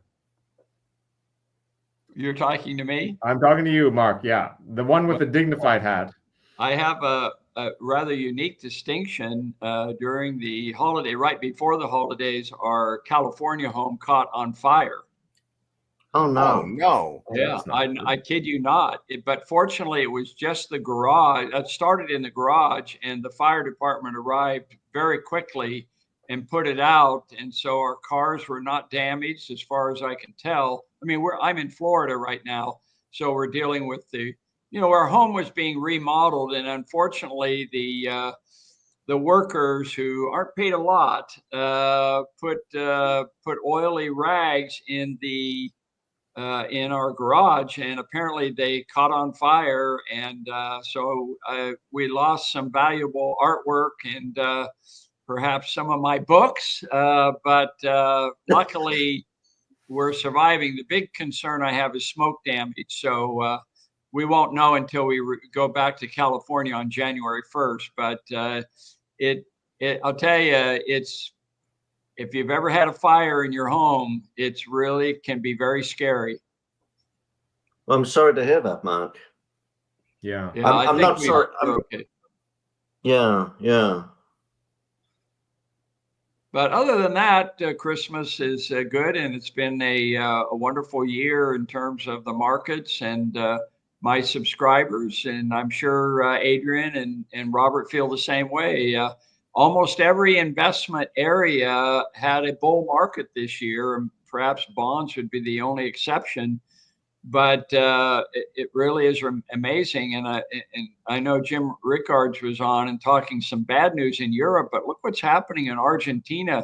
Stock market there is at an all-time high. I'm recommending the Argentine Fund, ARGT, and it hit all-time highs today. So there are some promising things that are happening around the world that can, I think we've dodged our bullet in the United States in terms of the crazy woke culture and big government people that have stepped in and almost, I think that there's tremendous promise and for 2025 with Donald Trump and especially Elon Musk and Vivek Ramaswamy, maybe actually cutting government for the first time. Yeah. Hey guys. Well, I was going to ask you. Sorry.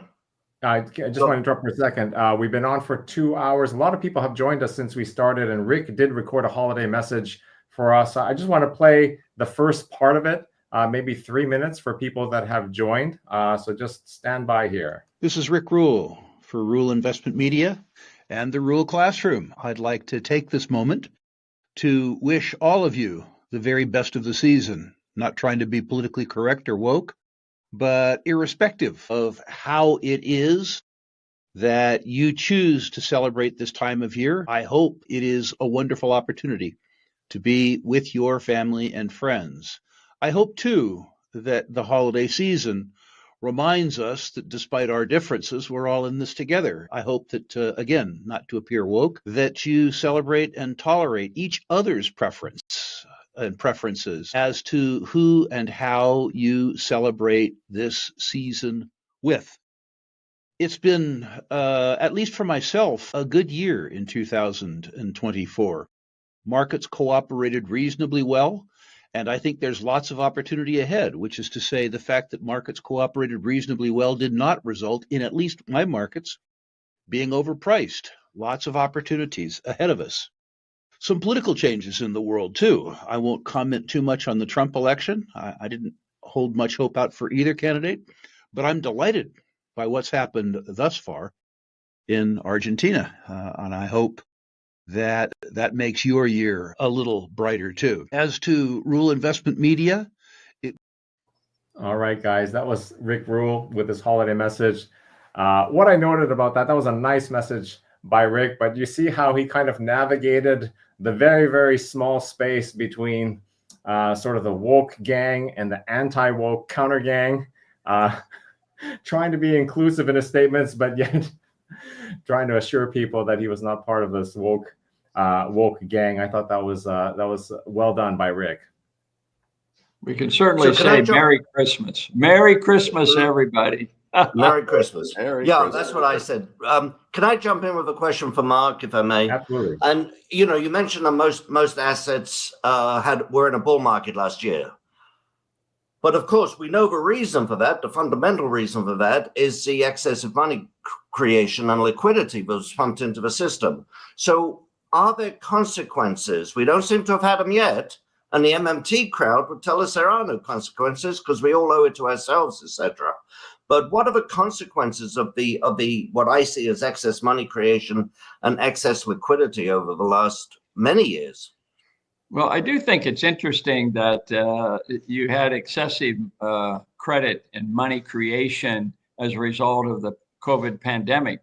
But in 2020, starting in 2023 and into 2024, we actually had a rising, the Fed policy was relatively tight money policy. The money supply basically stopped growing and interest rates were raised. And so a lot of us are surprised. I mean, Milton Friedman talked a lot in his career about the postponing, the delays, if you will, right, in monetary policy. So that's perhaps something that concerns me about 2025 is that maybe maybe we will have some black swan events and some liquidity issues that could derail this market, which is priced to perfection in terms of the stock market. But I do think that I am surprised, and maybe it has something to do with the supply chain, because the supply chain was held back. B2B spending was restricted considerably, the supply chain, as a result of these lockdowns. And so the dynamics, and maybe things are taking longer for the tight money policy to have its effect. And so I stayed fully invested in 2024, despite all the indicators that we were headed toward a recession. We certainly had a slowdown, but it seems like all of the sectors in the economy were doing well. I guess oil is one of the few, and uranium. Let's see, some of the commodity prices, copper prices have come down.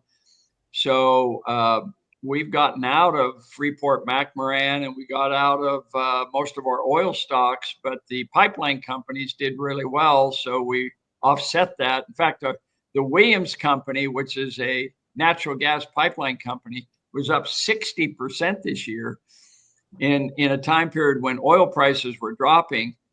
So I think it's not just the stock market, it's a market of stocks. And you may have found the same thing, Adrian and Robert, in real estate and in mining companies. Maybe you had some winners. It seemed like there were a lot of good companies that did fairly well this year. And I'm particularly bullish on gold. I think gold has really proven to do really well. It outperformed the S&P 500 this year. So there's a lot of good things going on in your sector as well. Hey guys, sorry to interrupt again, but we have Danielle DiMartino Booth has just joined the green room. So I want to welcome her to the show. I think everyone there out here knows who Danielle is. She's the author of Fed Up.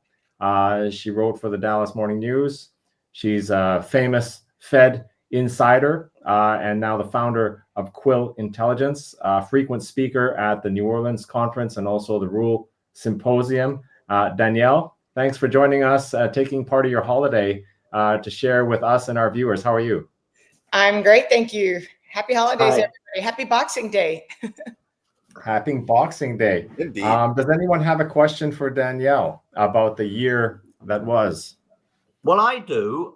First of all, I want to say, I've said this to you before, but the title of your book, Fed Up, is just, I think that's the most brilliant title in history for any book. But so you're a Fed watcher, you were in the Fed and so on. Does Jerome Powell deserve a lump of coal for 2024?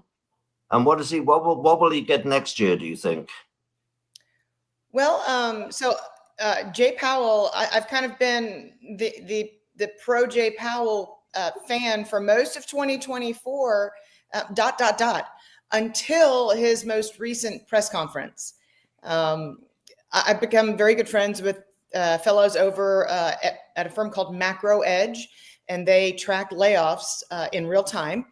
they do what John Challenger used to do that I found out that he has now politicized, which was a disturbing revelation for me in 2024, given layoff information is very much public in nature.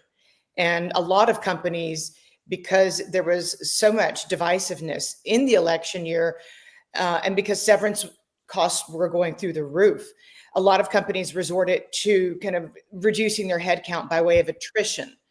In any event, it was disingenuous for him to say that layoffs were, quote unquote, very low, when on average we've seen about 100,000 announced every single month this year. In addition to, you'll get one-time earnings releases from Verizon that say that, oh, our headcount's down 4,800, almost 5,000 employees, but they left on their own volition.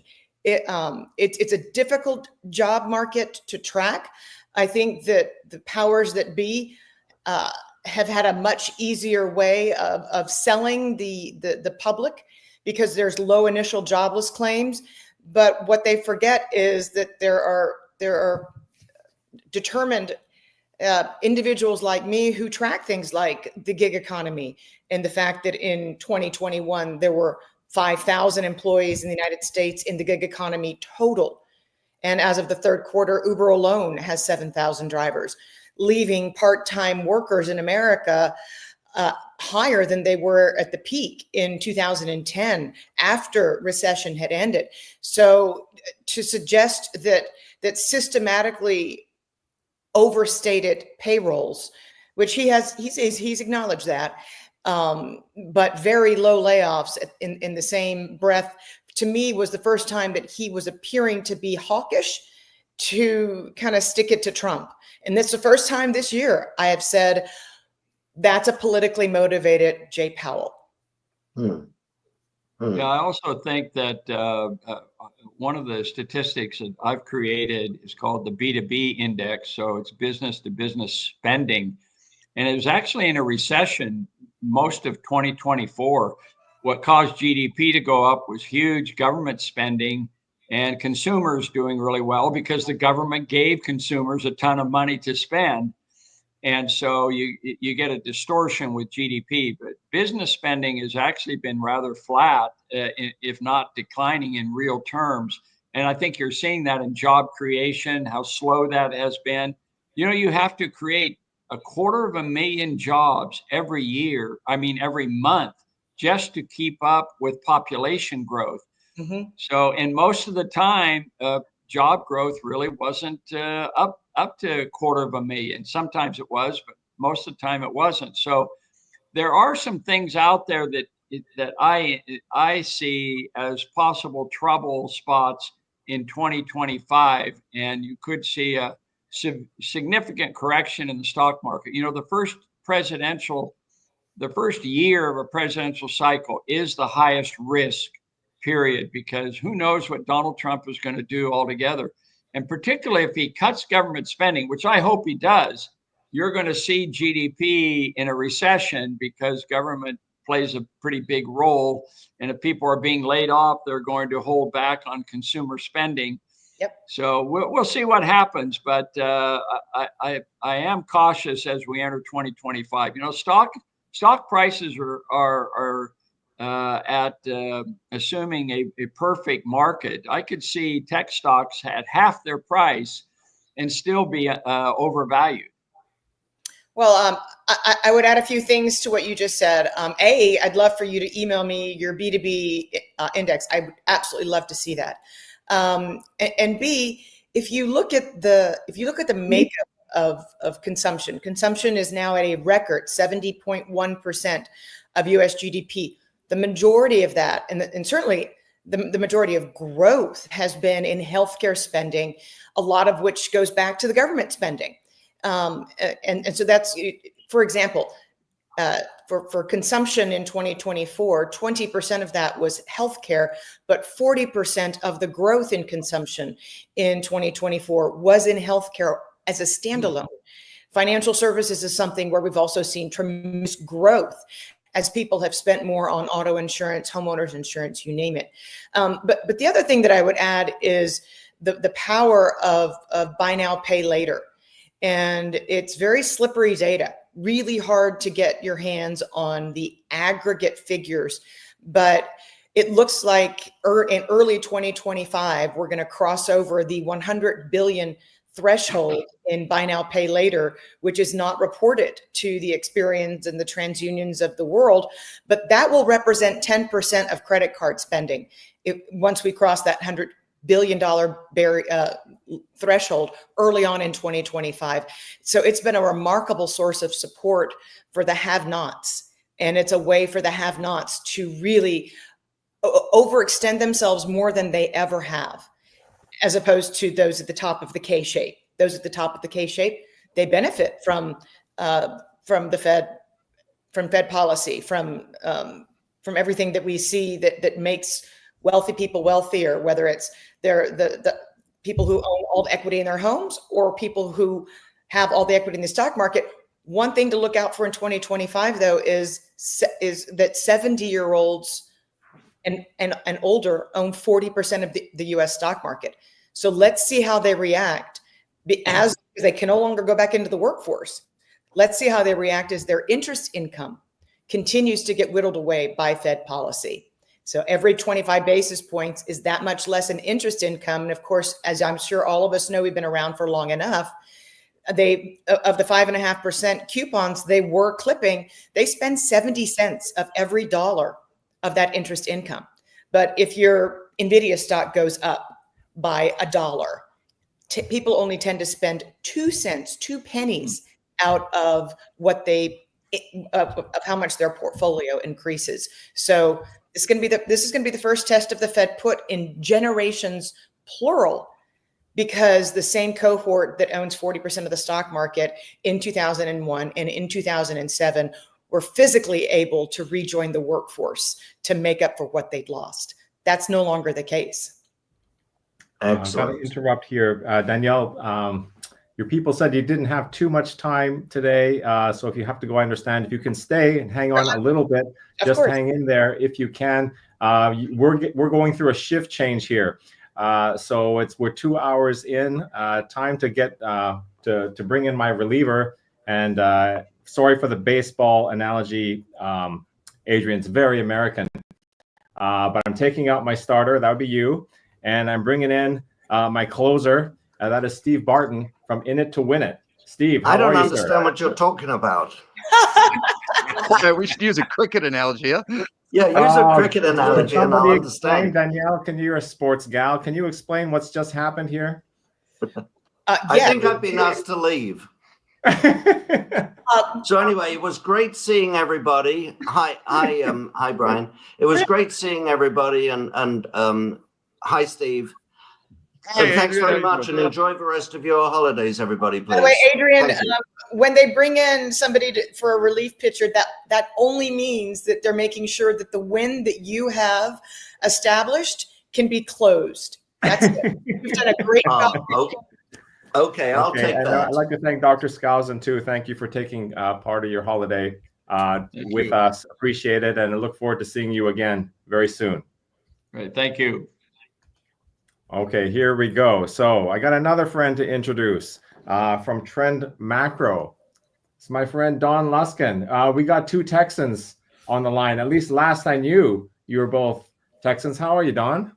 Yeehaw. Both, yeah, representing Dallas. Actually, Robert Helms, where are you right now? I'm in Dallas, Texas. Okay. All Texas right. in the house. Okay, so I'm gonna turn it over to Steve to moderate, but I want to start with Don. We had Andy Scheckman on here a little while ago. I don't know if you know Andy. He's a very, very skillful person in the area of gold and bullion and even macroeconomics. And he was laying out sort of what we're looking at in terms of the government, in terms of the debt, in terms of a lot of problems actually.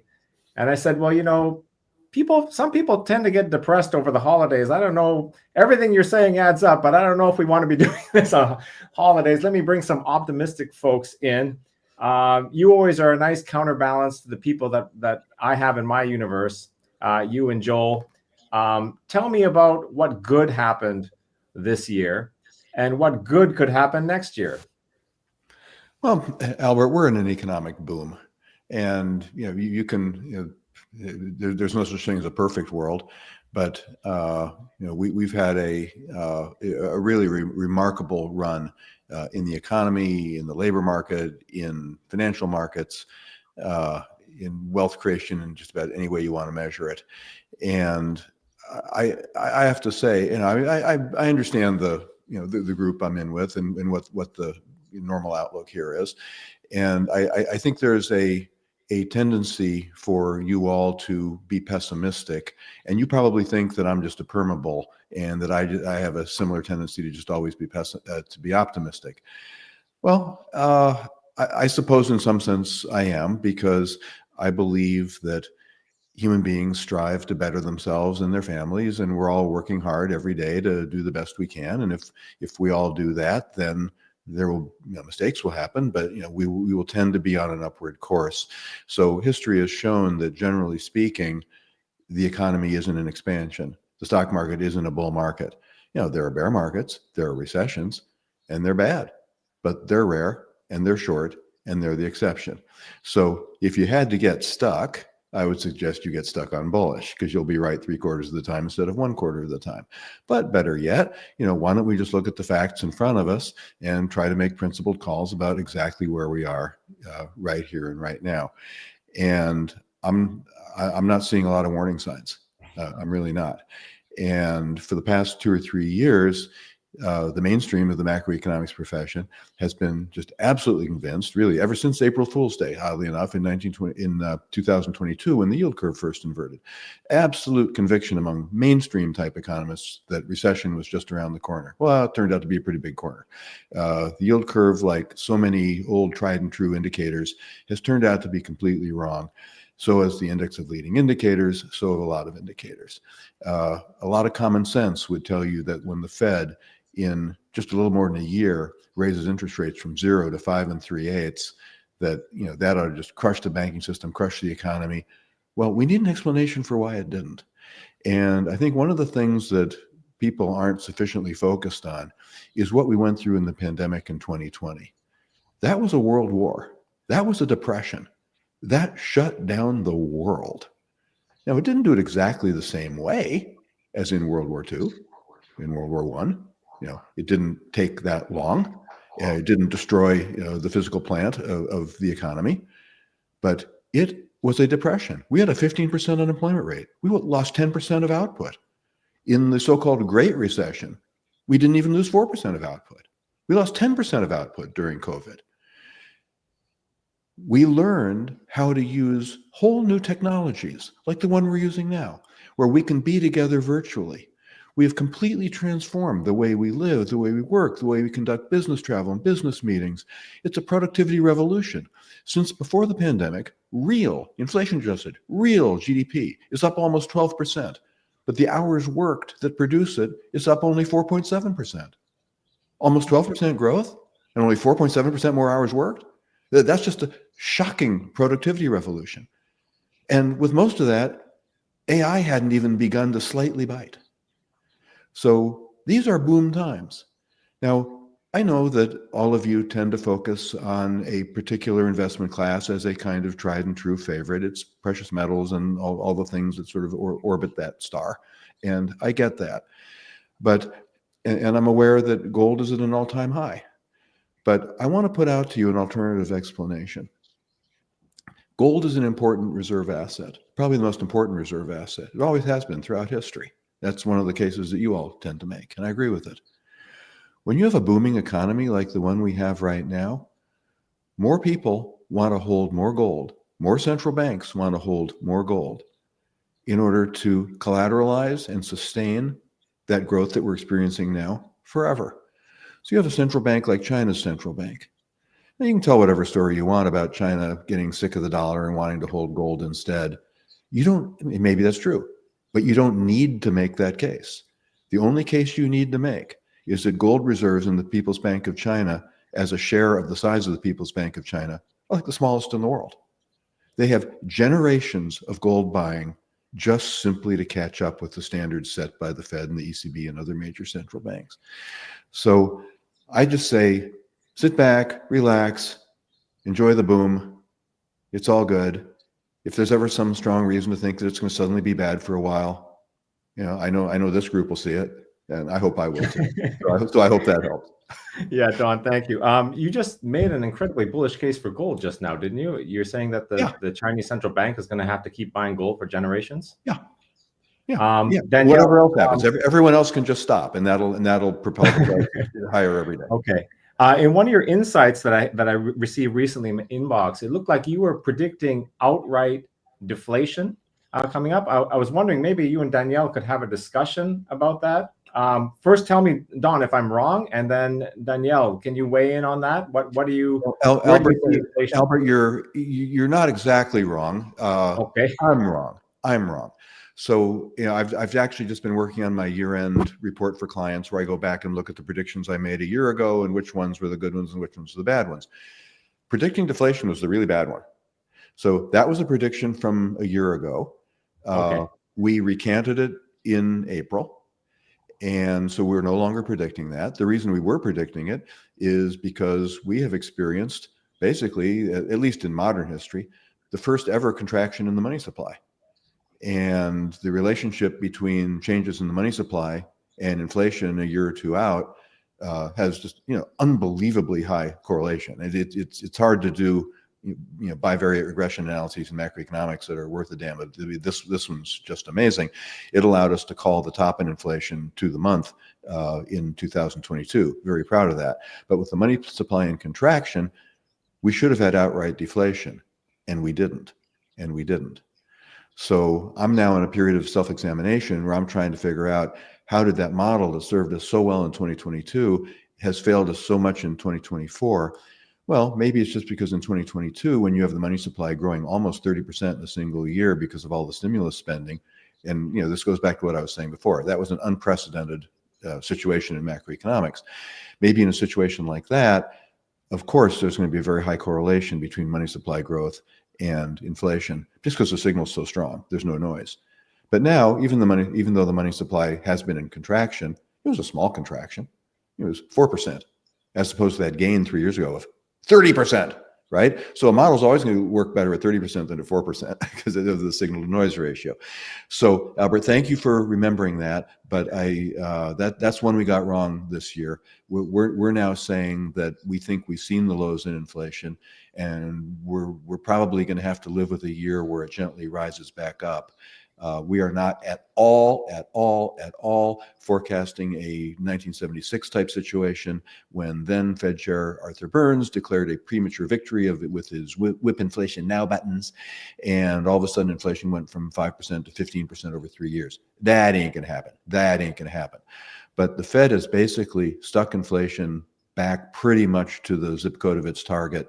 We think it's going to have a difficult time keeping it there, which is to say, instead of something in the 2s, you're going to have something in the 3s. You're not going to have anything in the 15s. All right. Sorry about that. You made some very good predictions as well. I remember in the depths of the pandemic, you were telling me not to worry, that we were going to have a boom through it. You were absolutely right on that one. Danielle, do you share his optimism on the economy in general? What are your thoughts? Well, I certainly do see, I looked on I Googled just a few seconds ago what national debt was at the end of 2019, of course, before the spending began. And, we have tacked on $15 trillion since then. So certainly an appreciable amount of debt. In fact, that would probably be about 3 world wars worth of stimulus that's been pumped into the economy. There was a huge surge going into the election as well. But it has been a boom time, and this is where my optimism comes from on a very long-term basis, and that is that we're running bankruptcies at the fastest pace since 2010. So if you look at the PPI for bankruptcy attorney, which is actually it's a great series that you can follow right there inside the producer price index. And if you look at what bankruptcy attorneys have been able to charge, it literally, there was a trend line.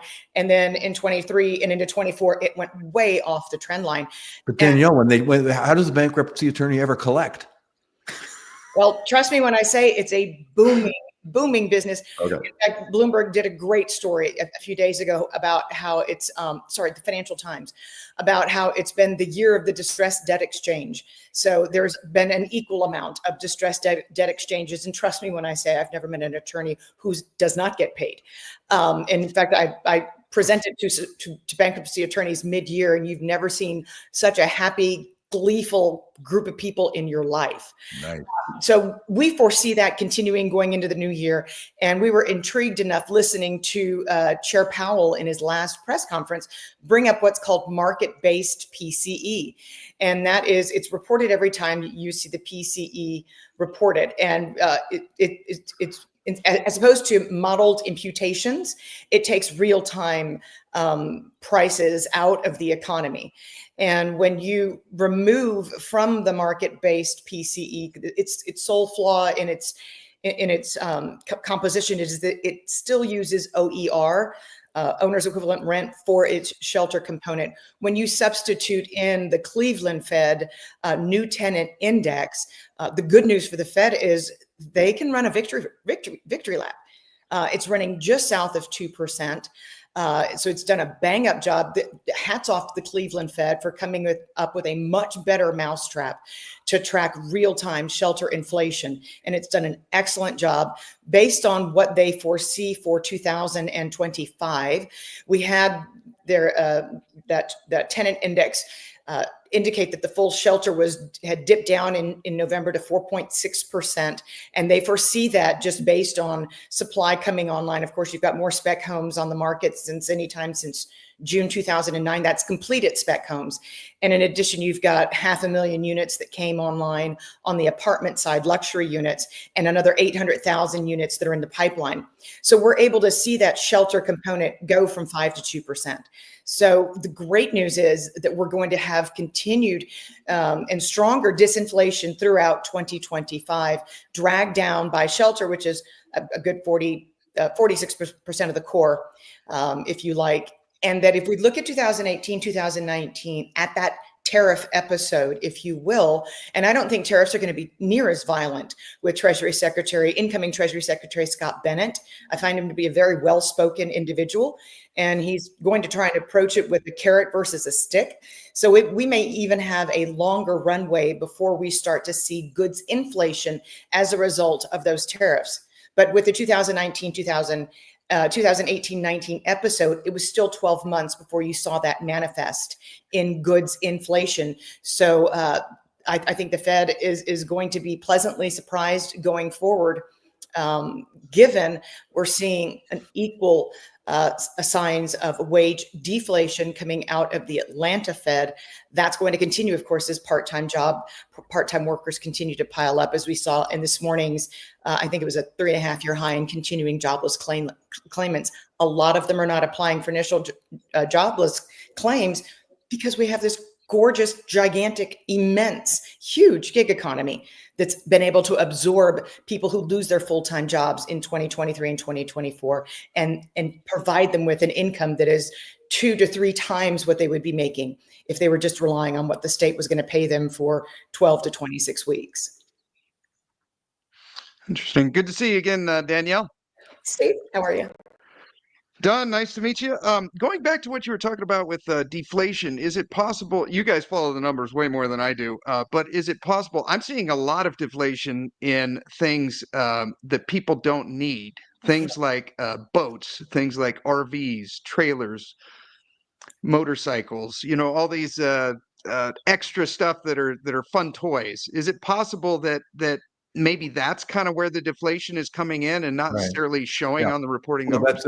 It's not just those goods. It's goods in the aggregate. In the aggregate, the goods component of both CPI and PCE is in outright deflation, has been for the better part of a year.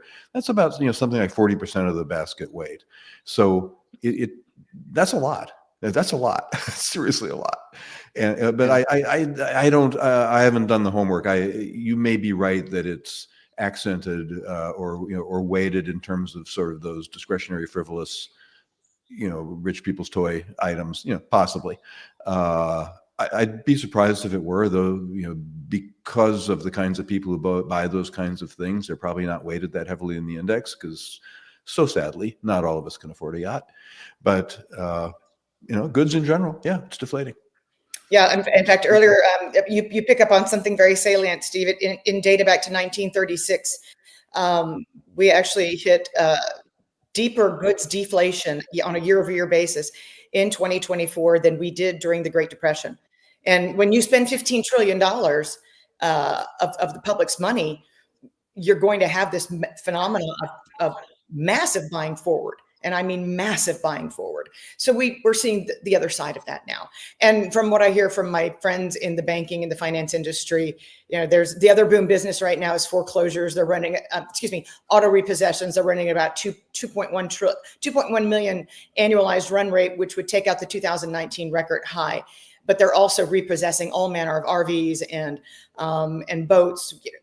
We see it because we drive to Indiana from time to time where our children attend a military academy. So we drive right through RV Central, and those lots are just full of repossessed RVs from people who thought they were going to take an early retirement, but now they're coming back into the workforce. Yeah, if you've ever wanted to buy a trailer or an RV or a dirt bike, now is the time. But the funny thing is I never have. And I'm not buying an RV. I don't care. Actually, one of my three sons asked last year for a MiG because he found it on eBay. He's a pilot, and I said, that the backyard's not even big enough. Mom, it's cheap, and I'm like, it's a MiG. So no, certain things you got to have room to put them. Yeah. I got a little puddle jumper and the little Cessna, and they have surprisingly held their value. And I remember back in 2008, when I was looking at planes, they were actually going up in value. And there were people that were buying planes that weren't even pilots. They were using them as stores of value. That's kind of interesting. Okay, going through the questions here. Helen, Zolt, Daniel, thank you guys for all being here. I was briefly in the back room, so if this was already asked, forgive me. Helen's saying GDP is not accurate with such big chunk, not really measuring production. Do you guys have any comments on that? I think the revisions will be fine. When the Bureau of Labor Statistics revised downward by 1.2 million, the originally reported 2.4 million private sector jobs in the year ended June 30th, the BEA put an announcement out, and so it backs out the income based on the jobs that were not created. So, and then it actually does a baton handoff to look to see what that effect's going to be in the third quarter of 2024 once the dust settles. So personal income is going to be revised downwards by 91 billion for the third quarter to 60 billion. Remember, it was 5 whole quarters in the first quarter of 01 and the first quarter of 08 before all of these downward revisions actually make their way all the way through the BEA pipeline and into the GDP revisions. GDP is the very last thing to be revised. Sorry, Steve, we have to move on. Got a couple more guests to get on, but I want to thank Dawn and Danielle for taking time in your holiday. Really appreciate it. Always appreciate your insights. Dawn, you're right. It is a little doomy and gloomy around here sometimes, and it's we appreciate what you bring. You as well, Danielle. Thank you very much. Thank you, Albert. Great to reconnect with you. Happy. Bye-bye. Thank you, guys. Bye-bye. All right. Well done, Steve. Steve, what was that about motorcycles and trailers being on sale? You and I are going to have to hook up after this stream so I can find out what where you've been shopping. That sounds really good. Oh, you're in the market, huh? I'm always in the market. I have 2 motorcycles that I never ride, so of course I need a couple more. All right, so let's bring it home. You are the closer. I want to bring on our final guest. I want to welcome back Robert Helms, who has been waiting with us backstage patiently. Thank you, Robert. And my friend Adam Taggart, Formerly, well, let's say Thoughtful Money is the channel now. Am I right, Adam? You're right. Yep. Okay, so we're going to go with that. He is the host and the founder of Thoughtful Money. I'm sure everyone on here knows who you are, Adam. Welcome to the stream. Thanks for making whatever deal you had to make with your wife to get on this show. I really appreciate it. You'll be doing dishes late into the night or something.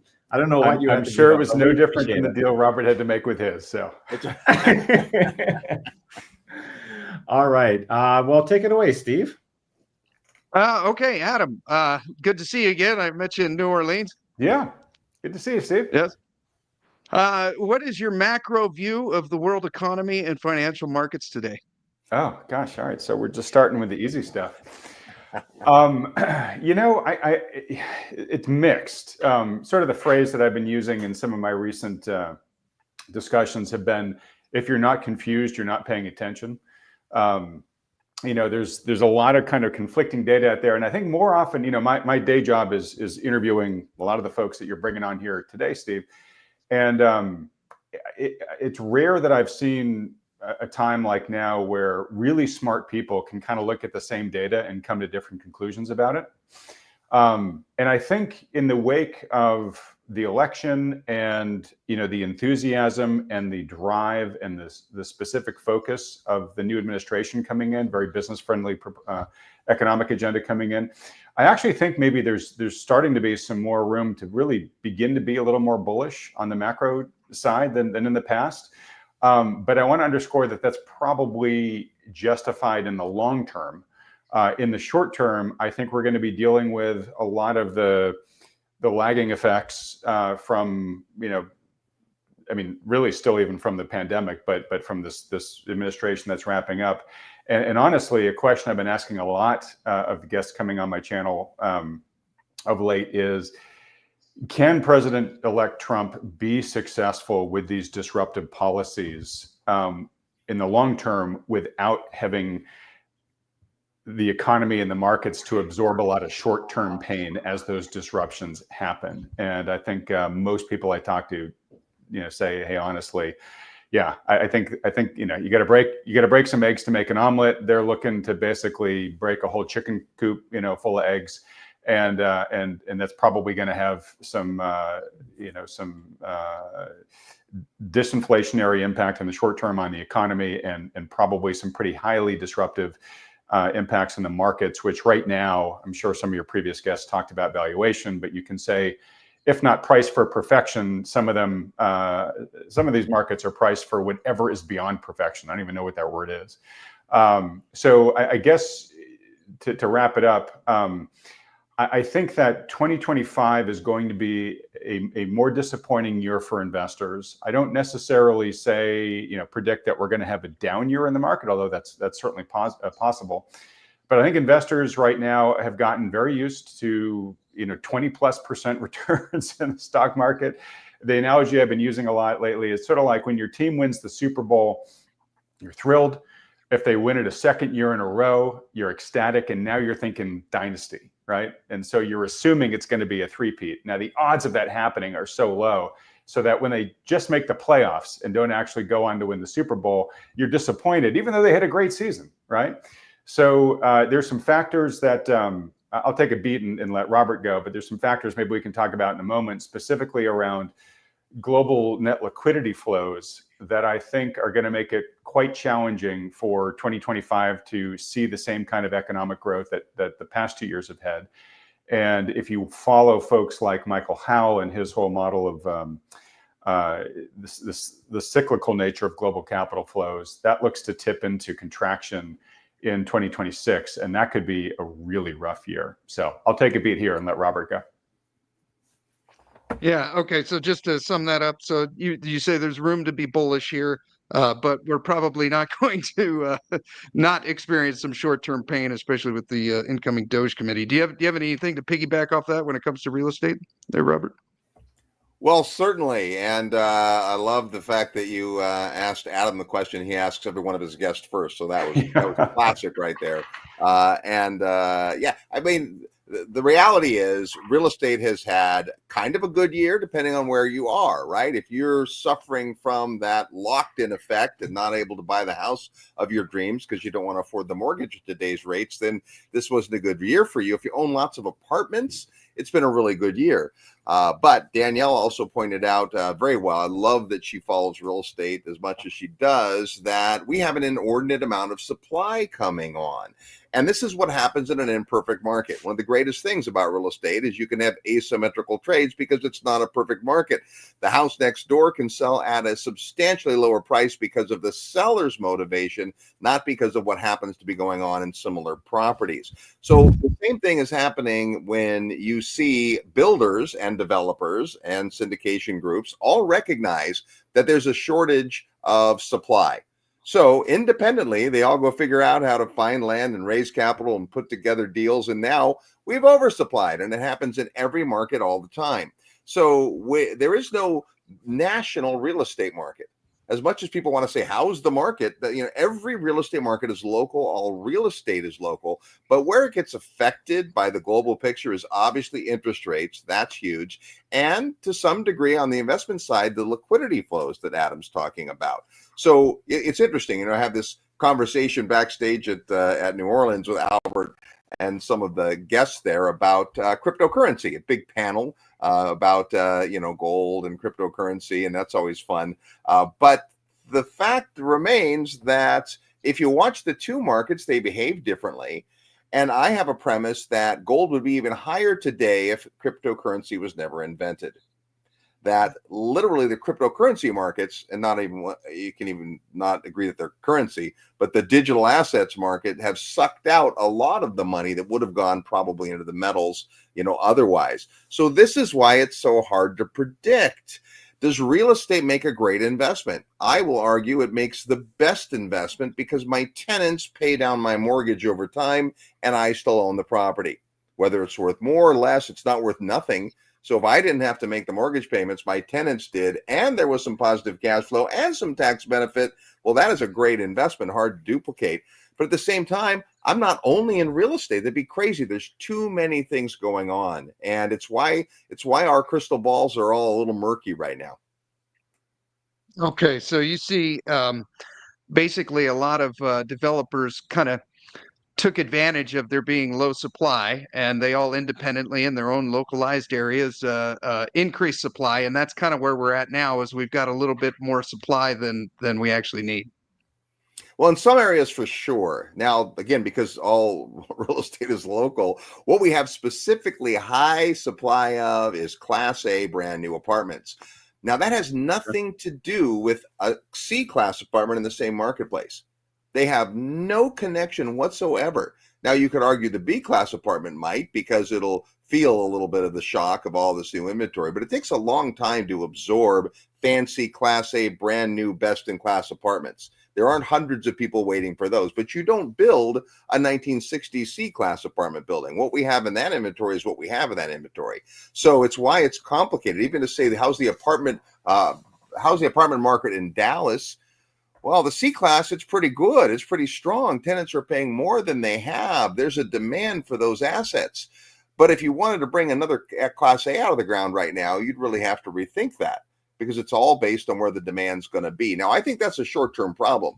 When I look ahead at the population and job growth and all the trends that we're seeing, we need those apartments. We need every one of those apartments. It's just we don't need them this month. Right, over the next several years, that inventory is going to work its way out of the python, and we're probably going to find ourselves with the pendulum having swung back. Okay. Adam, what you interview about twice as many people as I do. What's your highest conviction bet going into 2025? If you had to place one bet, and what's your highest conviction bet? All right, I'm going to come back to this thing of global capital flows. So. Again,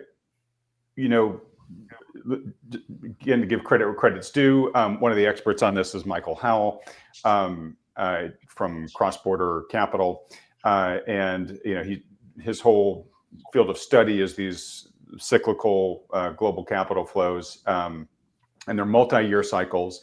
And he, to his credit, was one of the first people to turn really bullish at the end of 2022. And that's because his model had flipped from net negative capital flows to net bullish, therefore setting off a multi-year expansion in global net liquidity. And lo and behold, markets had 2 phenomenally good years. Now his model has, it doesn't peak until the end of 2025, so about 12 months from now.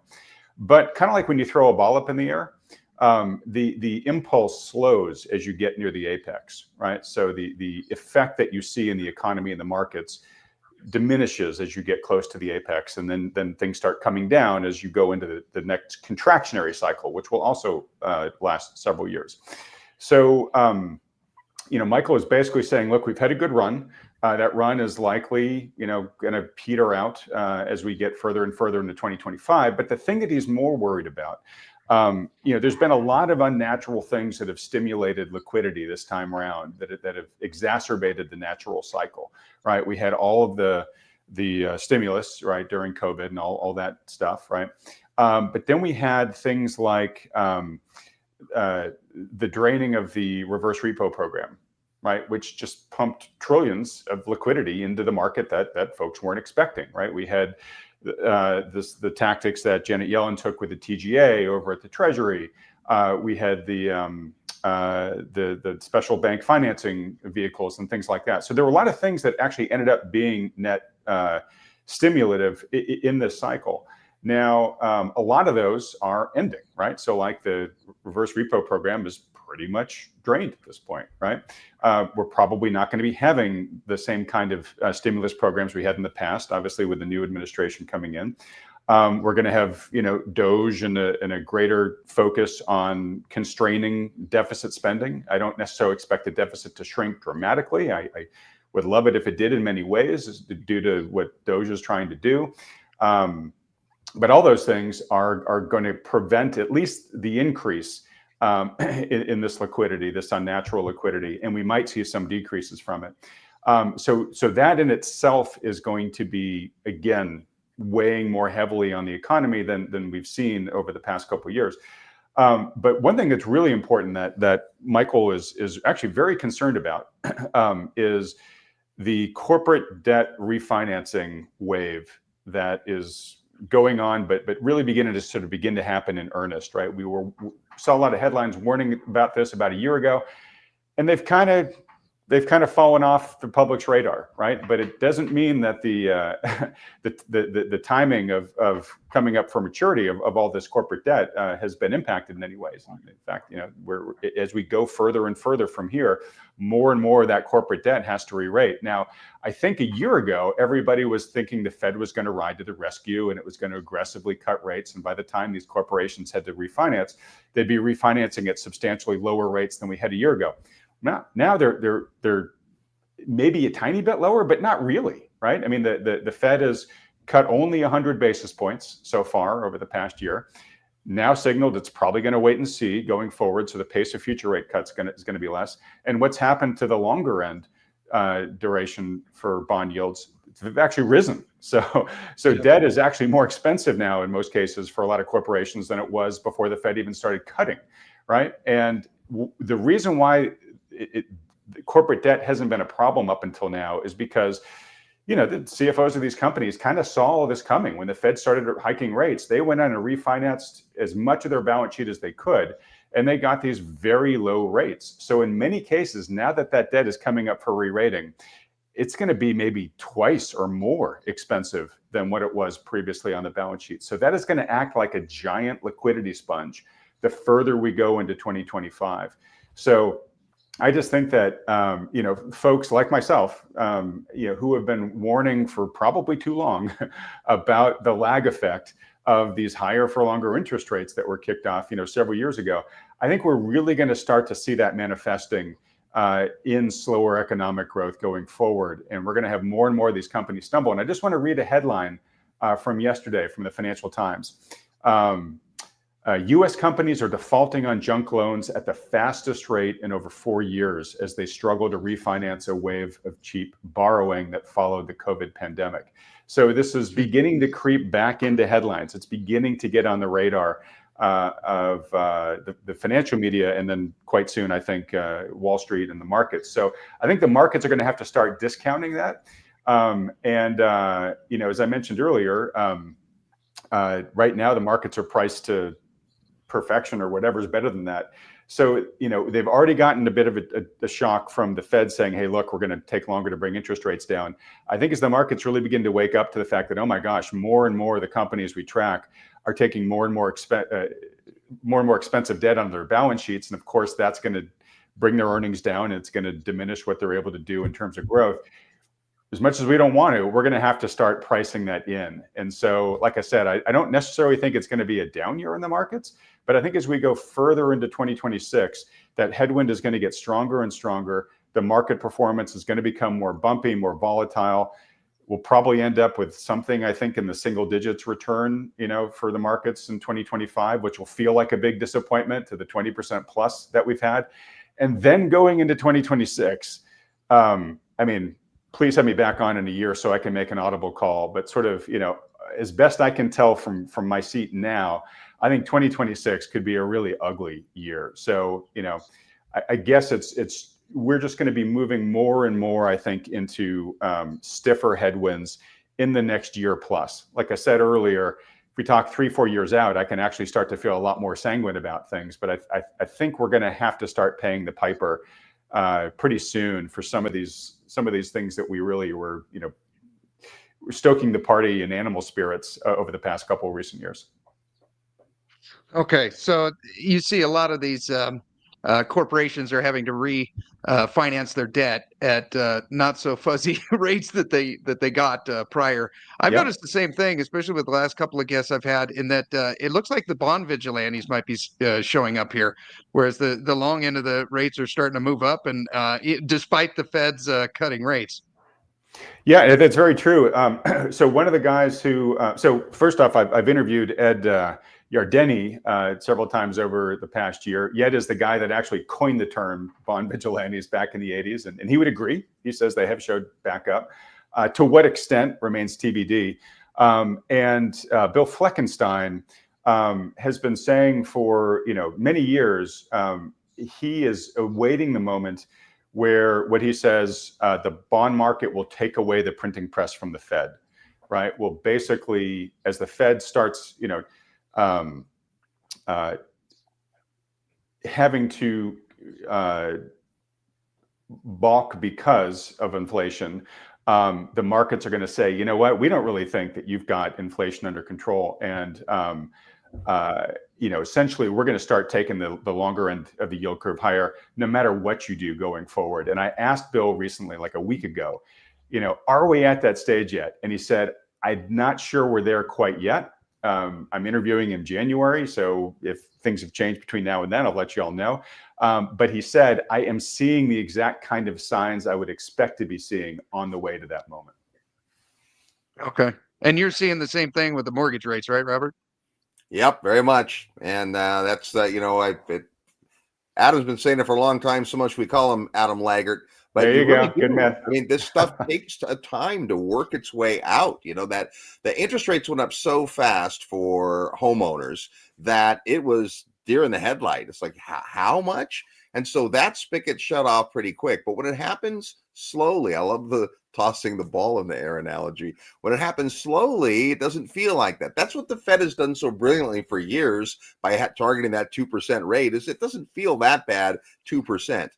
But and my tenants know at 9 and 10 and 12%, it makes a difference at the grocery store and the gas pump. So it'll be interesting to watch. I think the big, strange, can't really call it a black swan, is just what does happen with Doge and the new Trump. Because Trump, the first time, is not the Trump we have this time. He's been there. He's seen it. We're seeing the swamp attempted to be drained in front of our eyes, and the swamp monsters are going to fight that thing. So it's ripping the Band-Aid off in a lot of ways. I do agree with Adam. We're going to see some turmoil and some ugliness, but I also think we need that. Sometimes, your kids need some discipline, and I think we need some discipline.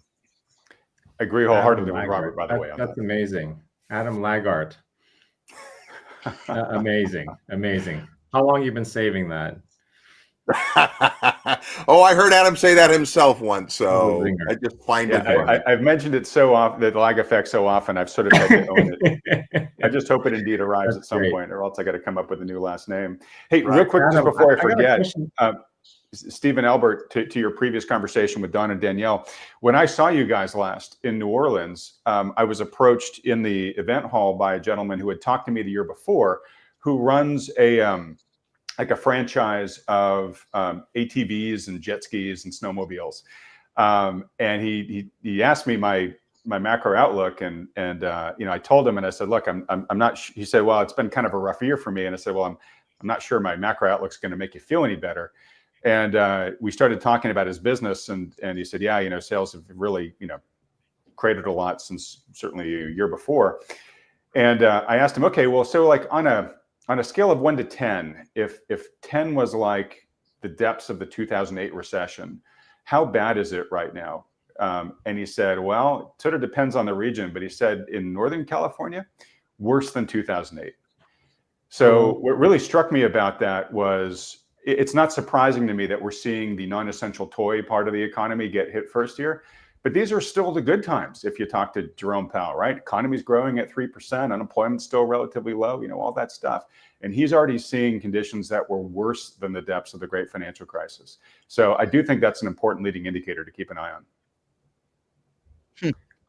Adam, I got a question for you. When you talk to these really smart forecasters and analysts, I'm wondering, how do they account for the possibility that the people in charge will just change the rules? I've seen it so many times where you say, okay, we're heading toward a brick wall with whatever, right?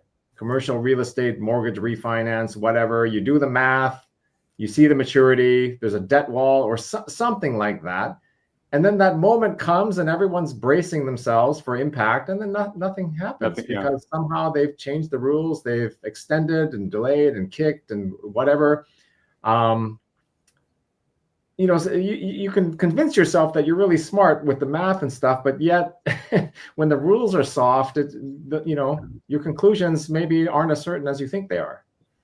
Oh, I think that's 100% true. It's funny, when I went to Stanford Business School, there was a class there we had to take that everybody hated. And I can't remember the exact title of it, but it was we all called it non-markets. And it was, all the things that aren't market forces, like government regulation and things like that. And, everybody was like, God, this is the most boring class. How is this ever going to be relevant to us anyways? We're all free market capitalists, right? Turns out it was probably the most important class, we could have taken there in terms of its relevance in the real world, to the spirit of your question, Albert, right? Which is, I think you have to, especially when you're feeling confident of an outcome, you have to basically expect that the system is going to do whatever it takes to preserve the status quo. And, to Robert's recent comment here, like maybe there's a window of opportunity opening here where it might not, where the new crowd that's coming in might actually let some of these natural market forces kind of have their way. So, part of me has a little bit of hope for that, even though I think it'll be painful. Don't get me wrong. But I guess my short answer to your point there, Albert, is I think this is why so many people have strong convictions for hard assets. So whether it's real estate, whether it's gold, whether it's Bitcoin, the thing that the casualty, right? You can do all sorts of things to delay the inevitable, right? But the casualty of all of those is the purchasing power of the currency, right? And so, I think we can, that's why I'm very cautious about telling people to do, aggressively bearish things like short or whatnot, because you can be proven right in the long run, but just get killed 1,000 times in between now and then by the unnatural acts that the folks running the system will do to try to preserve the status quo. Right. Yeah. That's a good point, Albert. I don't think anyone saw the bank term funding program before it happened. It just shows They're very up. creative, Yeah, but it's always the same really outcome, smart. right? But I think it should be your default expectation, right? I mean, Right. I think the black swan here would be some sort of market correction, some sort of market correction that's painful, and the central planners not step in to backstop it. Right. I don't think that's on That anybody's would be- bingo card, right? Yes. Yes, That's a that would really be. In good fact, guys, you remember at the conference, I can't remember which day it was. Maybe the first day I was the MC. And the biggest laugh the whole morning was when that one gentleman, I think he's from the Bitcoin fund, they asked him about what white swan could we have, and he said, "Oh, the government will, act responsible, will cut spending, blah blah blah, all the things we talk about." That was the biggest laugh of the whole morning. The crowd erupted into hysterical laughter. It's just, I mean, come on, that's not going to happen, right? Elon Musk, he's not going to. What's he going to cut? Is he going to cut the space program? I don't think so. Military spending? No. Right. What's he Well, and gonna it doesn't cut? really matter all that much unless you get the big three, right? Which just everybody, not even just the swamp, but all the recipients will scream bloody murder if you try to cut their entitlements. Yep. Yeah. Yeah. And the worst part about it, I'm stating the obvious here, but the more unnatural acts that are done, the more deformation in the system, the more you are setting a bad precedent for the next time. So, for example, the next economic slowdown we go through, you can, I think, that with 100% certainty that if it gets bad enough, the public is going to demand direct checks from the Treasury.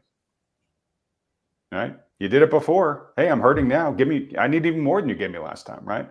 And it's going to be really, really hard for the politicians and central planners to even consider saying no. But I think because the horse is already out of the barn on that one, they probably have all sorts of plans, sitting on their desks ready to be deployed the next time it gets bad enough and enough of their constituents call them. And of course, that's in many ways, at least if you're an anti-inflationist, that's the worst thing that could happen.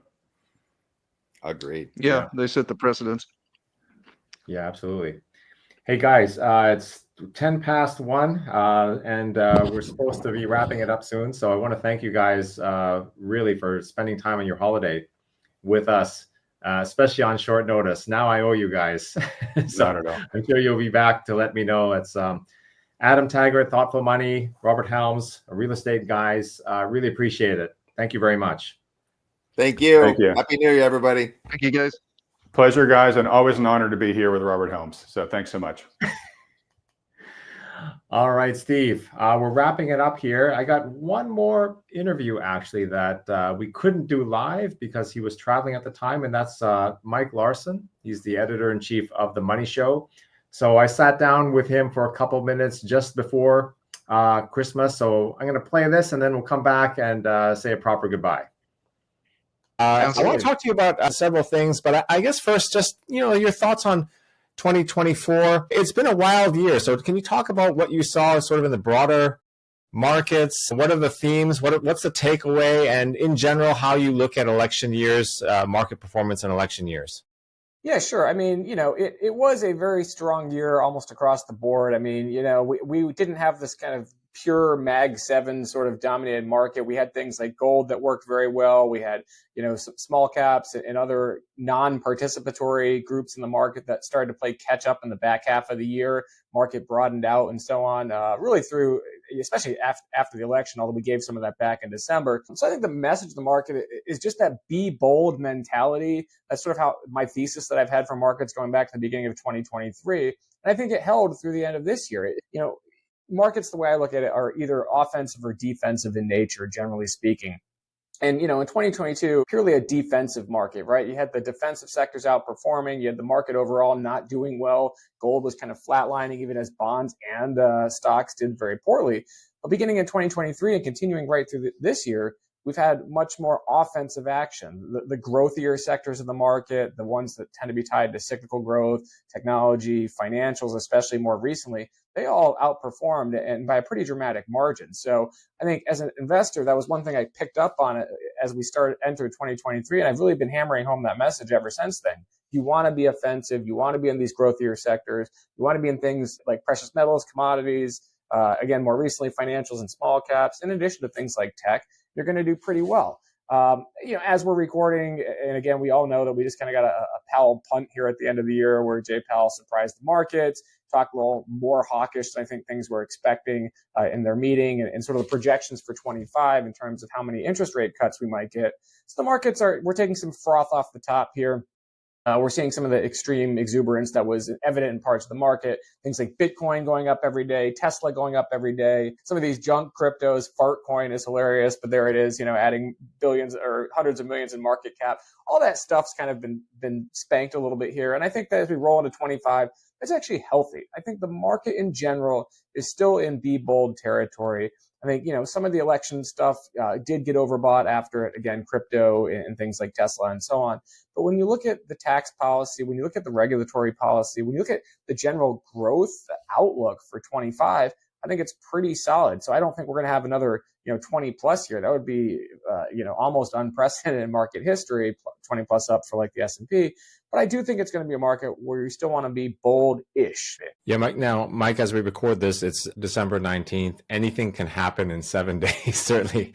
Can we just rewind and close the market the way it was 24 hours ago? Anything can happen. You mentioned, you've been at least sympathetic to gold investing since 2017, 2018. I remember that because you spoke at the Rule Symposium for us back then, and have been back a couple times since. Gold has certainly paid this year. It's had a reversal, and so it's not keeping up with the S&P, but it was for a while. And if you look back 20 years, it's kept up, for a rock, it's kept up pretty well. So what do you make of an economy when gold is more or less keeping up with the broader stock market? That's kind of strange, right? Yeah, sure. I think part of what's going on in terms of the very recent underperformance, it's the dollar, right? It's people saying, okay, the Trump administration and all this is going to be bullish for the dollar, whereas growth in Europe and Japan and other parts of the market or parts of the world are lagging. So let's buy dollars. And then that inevitably puts sort of a governor on what a contra dollar asset like gold can do for you. But I think the fact that it kept up with the S&P throughout 24, the fact that it's done very well in the intermediate to long term, I think tells you a lot about the big picture things, the debt concerns, the deficit concerns, even sort of the mainstream houses that have always talked about, 60-40, your bonds are going to give you insurance. More and more you're reading about sort of, again, not the gold bugs, but the mainstream firms saying, hey, you need insurance and portfolio diversification in other places. In a world of rising debts, rising deficits, an ongoing inflationary threat, even if it's not as bad as it was a couple of years ago, is still out there. Your bonds aren't going to be your perfect sort of like when stocks go up, bonds go down and vice versa hedge. So you want to be in other things. Gold is clearly one of those things. And I think it's going to continue to be that way moving forward. And a lot of experts have also talked about the bigger picture trends, central banks looking to buy more gold and keep more reserves in gold versus dollar-based things like treasuries. And again, that all fits into that same idea that for a longer term, like almost, kind of your really long-term hat, can you just own government bonds for insurance? Well, in a world of debt debasement and, devaluation threats, probably not. So I think that you're going to see more, not just hot money looking to buy something that's going up, but long-term patient money that's going to be going into precious metals. Yeah, right. That 60-40 is just not working like it used to, as you say, Mike. I want to pivot to the Money Show. Your live events, you have like many actual series now, but you've kept the live show, which I'm very happy about. The next one, or there's an upcoming one in 2025. That's going to be February 17th, I believe, to the 19th at the Paris, Las Vegas. I'll be speaking there. Mike, the theme is new opportunities, New Year 2025. And my message is going to be like, sometimes the new opportunity is the old opportunity. And so I'm going to be talking about gold. What interests me, though, is just your willingness to have me there, because you guys are very agnostic. You're not gold bugs, as you mentioned. You gravitate toward the opportunities that you see, and that changes year to year. But you're having people like me speak and Brian London speak about gold, so you must see something there. What do you see going forward? Yeah, sure. I mean, like you mentioned, that event that we're going to have, it's the Money Show Traders Expo. It's February 17th to 19th at the Paris. We're thrilled to have you there. We're going to have dozens of other experts that, I always kind of describe Money Show to people who don't know what we do. It's like a buffet or a smorgasbord of opportunity, right? We're not a gold-focused event. We're not a crypto-focused event. We're not a, whatever, fill-in-the-blank type event that just tailors itself to one particular market interest or investing interest, we try and give people a taste of a little bit of everything, and experts that have a wide variety of expertise and knowledge that they can share with people. Clearly, having you and Brian and others that are in the precious metal space, the idea is not just, hey, it's going up, let's talk about it. It's, look, people are interested in this part of the market. We tend to, again, when we put our long-term hats on, we tend to think, okay, this is going to be an area that people have opportunity that's going to last more than just sort of a flash in the pan kind of thing. Let's educate them. Let's put them in touch with speakers that have the knowledge, that have the background, that have the expertise to help them understand and, of course, profit in those spaces. So clearly, investors are interested in things like precious metals because of some of the drivers we've talked about. I don't see that changing, long term. We don't see that changing. We think there's some drivers that are going to be in place for quite some time. So naturally, we want to have people that can share their knowledge in those specialties. And that's part of why I'm excited that you're going to be there again as well. Yeah, I look forward to seeing you and seeing all the familiar faces. And what better place to have an investment buffet or smorgasbord than Las Vegas? Yeah, I mean, everybody loves a buffet in Vegas, right? Oh, it's great. It's great. Okay, so that's February 17th. Mike, thanks for stopping by. Really appreciate it. I'm going to put links down there for the conference. I hope everyone would take a look and consider joining us there. It's always fun. And I look forward to collaborating with you more in 2025, Mike. Perfect. Have a great holiday.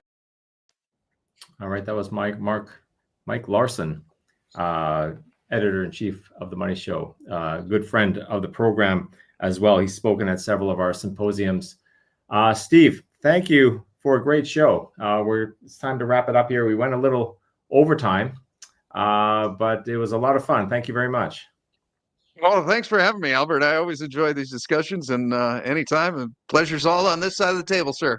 It was very fun. I appreciate your work. A lot of viewers, just before we sign off, want to tell you about Rule Classroom. That's why we're here, ruleclassroom.com. It's the online platform for natural resource investors, founded by myself and Rick Rule. You can go on there if you haven't. Sign up. Registration is free, and you can get access to many, many videos that Rick and I have recorded about investing in natural resources, including a 14-part introduction to natural resource investing, where Rick goes through methodically through different topics for the retail investor. And for those of you who want more, we actually have a premium service called Rule Classroom Plus.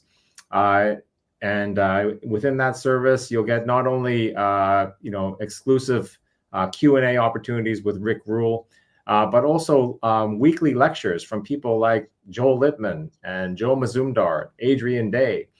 So check all that out at ruleclassroom.com. We have a special, founding member special. If you sign up before the end of the year, you can save 25% on your monthly membership. And Steve is one of our expert contributors as well. Steve, he's there every month with great Q&A interviews with Rick Rule. So hope you'll check it out. That's all at ruleclassroom.com. Steve, I think that does it for us. Any parting thoughts for the viewers? Just that, it's not only about the presenters either at the Rule Classroom. We've built up almost 10,000 members now, and there are some highly intelligent students in there that do this for a living and pick natural resource companies for a living. And a lot of them have their own newsletters. And they study these. We have a lot of geologists in there, so you can learn a lot just from the students, and augment that with the presentations as well. So I'm honored to be a part of it. I love the Rule Classroom, and it's my favorite price, free. And yeah, that's such a great point, Steve. That's basically what we've done is we've erected a framework. And obviously, Rick and his experience and everything he brings is the base of the framework. But there are a lot of very good, very smart, very experienced people in the classroom. People who run companies, as you said, people who invest in companies, people who run portfolios. So it's a good place. So please join us, ruleclassroom.com. We do interviews every week. And who knows, Steve, maybe this holiday thing will become an annual live stream. I think we should make it a tradition. This is a lot of fun. All right, guys, let us know in the comments. Thanks, Steve, and I'll see you again soon. Thank you, Albert, and thank you to everyone else. You guys have a wonderful holiday and Happy New Year.